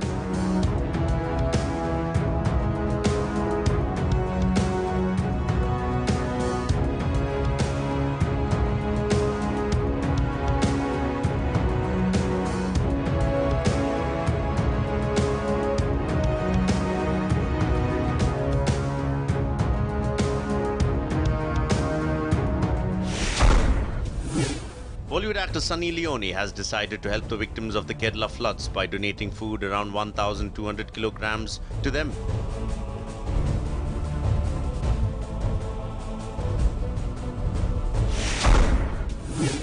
A total of 6,000 Swayam Sevaks have reached flood-affected Aranmulla village and started cleaning process in the village.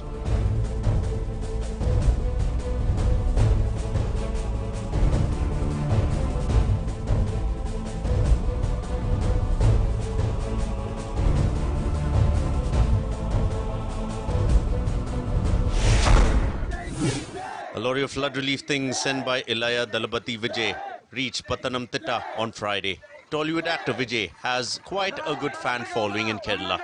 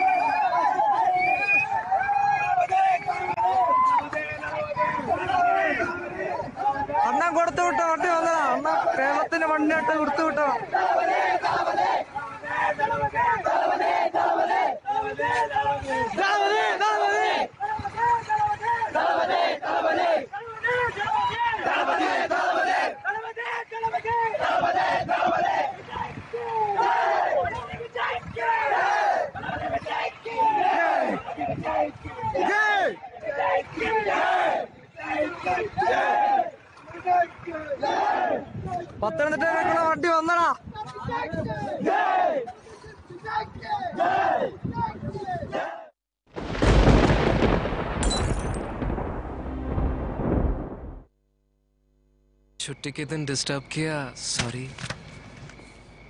ये Suzuki access 125 इतना attractive क्यों है? कम पीता है। और तुम? Powerful 125cc engine, superior mileage. Suzuki Access 125, कम पीता है। ये फुटबॉल है, क्रिकेट नहीं। सीलिंग शॉट जानते हो? हेलीकॉप्टर शॉट, सीलिंग शॉट नहीं। नो सीलिंग शॉट मेरा shot. Ceiling shot Indigo bright ceiling paint, एक स्ट्रोक में सब कुछ bright. Indigo bright ceiling paint. Indigo.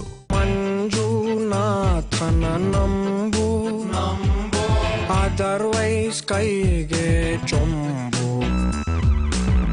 Come experience international furniture designs at Indian prices. Up to 60% off at Royal Oak. Visit the store or log on to royaloakindia.com. जहाँ अपना आप हमारी seat पे विराजमान हैं। हमने रेड बस पे book की थी। बेगम, हमारे पर्यटन मंत्री से पूछिए जरा। उप्स, हमारी सीट तो पीछे है। हुजूर, रेड बस जिसके पास है वही है असली राजा, क्योंकि रेड बस देता है हमें अपनी सीट चूज करने का हक। तो रेड बस ऐप डाउनलोड करो और बस ट्रैवल को इजी बनाओ।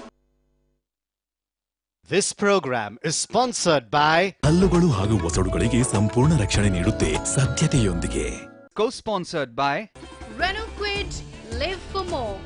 Ashada Matlab Mothis, KG Road, Gandhinagar, Bengaluru. Honda WRV, the heart of action. Kamdhenu next generation interlock steel. तो रेड बस ऐप डाउनलोड करो और बस ट्रैवल को इजी बनाओ। Welcome to a whole new world of desire.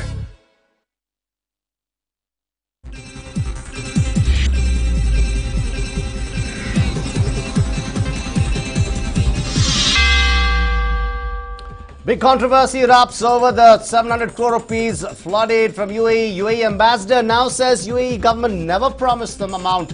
Who spread the lies about the 700 crore amount is a question being asked. UAE Sheikh extended support and Prime Minister Modi acknowledged it, but the amount was never mentioned. I follow the minister in charge. Central minister follows the minister in charge here. Unbelievable. Defence Minister Nirmala Sitharaman loses her cool, hits out at Kodagu in charge Minister Sara Mahesh during a visit to flooded areas. Questions as to how a union minister can follow the district in charge minister. ಸಾರ್ವಜನಿಕರ ಜೊತೆ ಚುನಾವಣೆಯಲ್ಲಿ ನಿಂತು ಗೆದ್ದಿದ್ರೆ ಅದರ ಕಷ್ಟ ಗೊತ್ತಾಗುತ್ತೆ. Sara Mahesh hits back at Defence Minister, comments on the manner in which she was elected. Also hits out of the central government for not providing enough funds for Kodagu.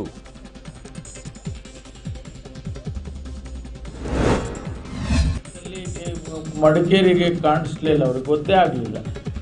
ಅಂದರೆ ನಮ್ಮ ಬಗ್ಗೆ ಭಾಳ ಒಂದು ರೀತಿಯಲ್ಲಿ ಯಾವ ಉದ್ದೇಶಕ್ಕೆ ಅವ್ರು ಆ ರೀತಿ ಮಾಡಿದ್ದಾರೆ ಗೊತ್ತಿಲ್ಲ ನನಗೆ. ಒಟ್ಟಾರೆ ನಮಗೆ ಹಣನೂ ಕೊಡಲಿಲ್ಲ. Deputy Chief Minister Parameshwara heads out of the central government for the stepmotherly treatment towards Karnataka, says Prime Minister conducted aerial survey and released funds to Kerala but not for Madikeri.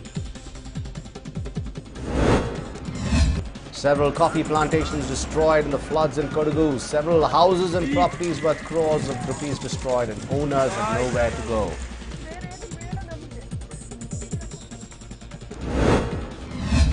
Though many have been displaced from houses due to floods in Kodagu, they celebrated Varamahalakshmi festival at relief camps in Kodagu. Kerala struggles to get back on the road to recovery. Residents return to their homes and attempt to get their lives back in order.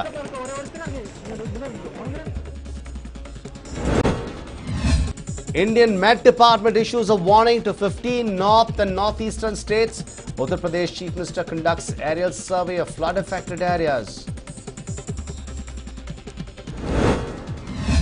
And Ratan Tata shares a stage with RSS Chief Mohan Bhagwat. Top industrialist attends the RSS event called to mark the Golden Jubilee celebration of RSS-affiliated NGO in Mumbai.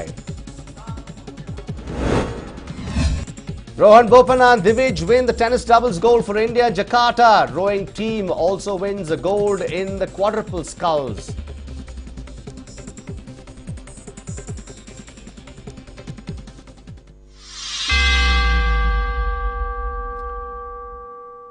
Hello and welcome. You're watching NEWS9 with me, Vijay. First up, we have some big news just coming in. The Karnataka State Natural Disaster Management Cell has predicted heavy rains for next 3 days in coastal and Malnad region. Heavy rains predicted due to a depression in the Bay of Bengal. This is the big news which is just coming in. The Karnataka State Natural Disaster Management Cell has predicted heavy rains for the next 3 days in the coastal and Malnad region. Heavy rains predicted due to the depression in the Bay of Bengal. This is the big news which is just coming in. Now, even as there was a warning of heavy rains in the north and northeastern states, now there is also prediction of heavy rains in the Malnad and coastal region. Well, I'm joined in by Dr. Srinivas Reddy, the director of the Karnataka State Natural Disaster Management Cell. Thank you for joining us, Dr. Srinivas Reddy. Now, 3 days of heavy rains has been predicted. I remember when you were telling us about the rains in Madikeri, you said moderate rainfall, and then in Kerala you had predicted probably moderate to heavy rainfall. Now you're predicting heavy rains in coastal and Malnad region. What does that indicate? First of all, again, this is not heavy rainfall. I want to clarify here. Right now, it is only light rain is there in major part of coastal and Malnad region. Correct. Light rain. Yes. But we are expecting little bit more when compared to now, relatively more. That means only moderate rain. Yeah, so we can say moderate rains are expected for the next 3 days. Not today. Even today also very light rain is there. Tomorrow also it will be light rain only. Only from 27th onwards, 2 days, we are expecting moderate rainfall in this spot, especially coastal and Malnad belt. So moderate rains means it will not be, it is not so severe. Yeah, very heavy means it is more than 64.5. Right. Moderate is less than that. Right. So, but is there anything to be worried about for the people of the region, for the coastal and Malnad region? Not worried, but of course, whatever rain now happened in this spot has already created lot of inundations. Probably, if it is even moderate rain also, maybe it affects some whatever the works now they are carrying out that risk relief works. Maybe it affects those works. Yes, but some precaution, some amount of precaution is needed. That we have told already administration about that. Yes. So what is being told to the government, Mr. Srinivas Reddy, that they have to be prepared? That's whatever now rains are very less from last 1 week already. Right. Now in the future, probably after 27th, we may get little higher rains than what now it is there. Right. So but it will last only for 3 or 4 days. Yeah, only 2 days maximum. Yes. Maybe another 1 day, maybe 3 days. Not much. Again, it depends on whatever the system now developed is the Bay of Bengal. If it is intensified only, this will happen like that. Otherwise, it will continue like this.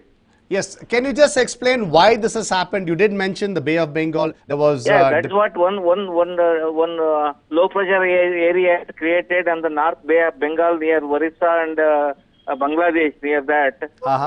So that has pulling these clouds from the ocean, wherever some Arabian Ocean. Whatever the moisture-bearing clouds are there, they are moving from ocean to the land. That land that is our coastal and some parts of Ghat areas. Right.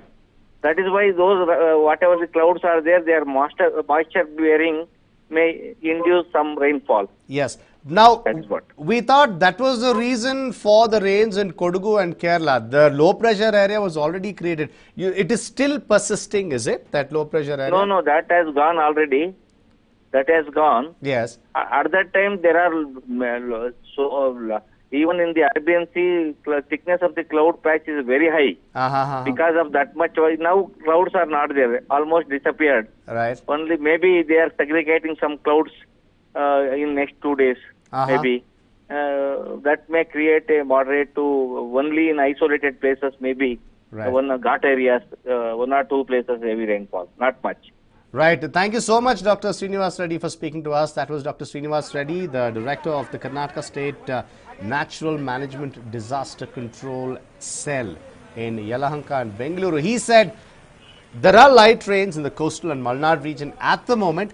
Maybe a little heavier than that could take place in the next, today and tomorrow. But the day after tomorrow, probably a little more than that, probably moderate rains are expected. And that is provided the depression worsens over the Bay of Bengal. That's the prediction of the KSNDC at the moment. So, while the state government has been instructed about this particular situation, maybe a few precautions need to be taken. But as far as we have learned, it may not be on the scale of what happened in Kodagu and Kerala, but precautions do need to be taken.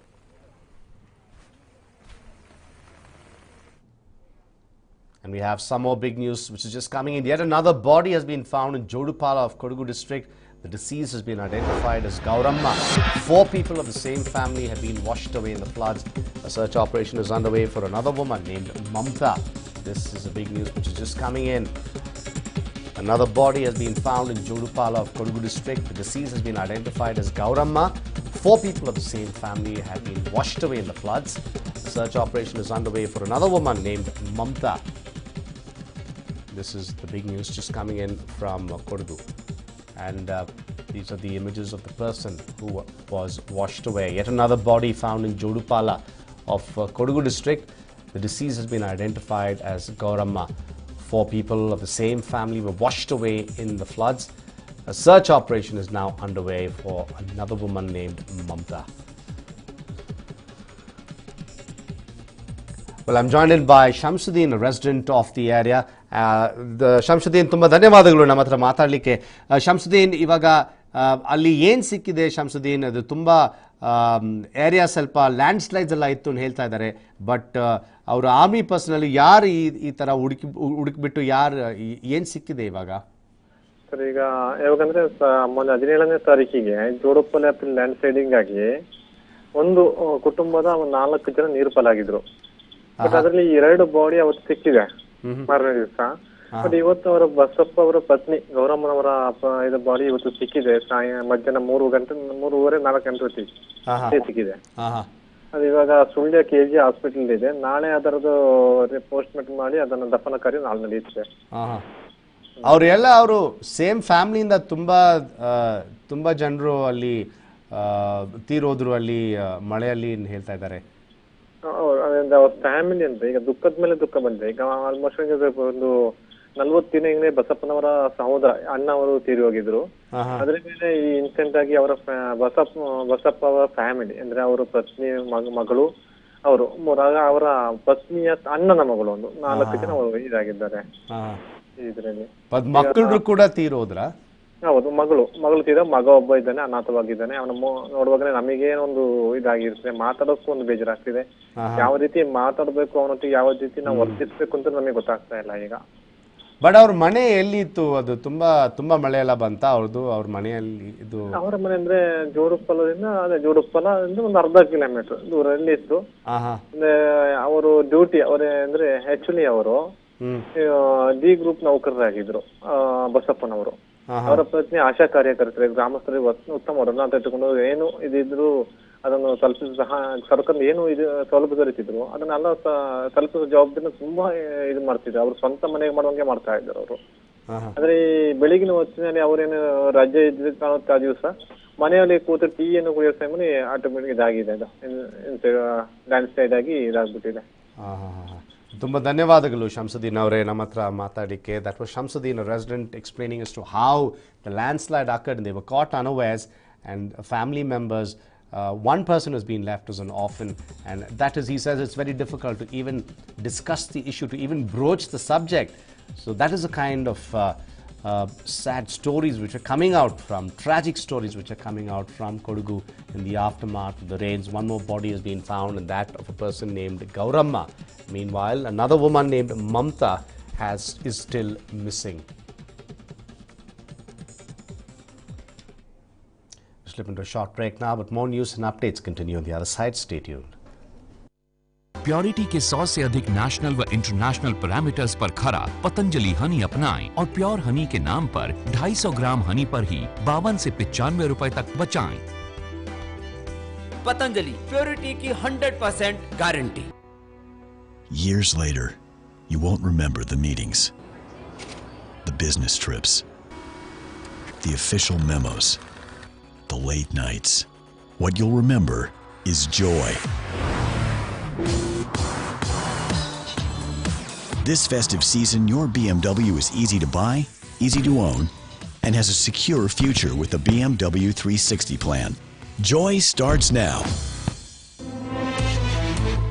Visit once for all your real estate needs. PAI, Credai and MBCT presents My Reality from 24 to 26th of August at Radisson Blu Mall of Mysore.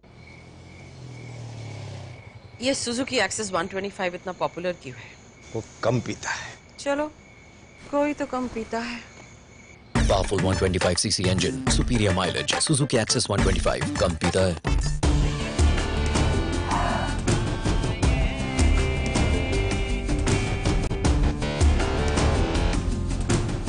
Ready for anything.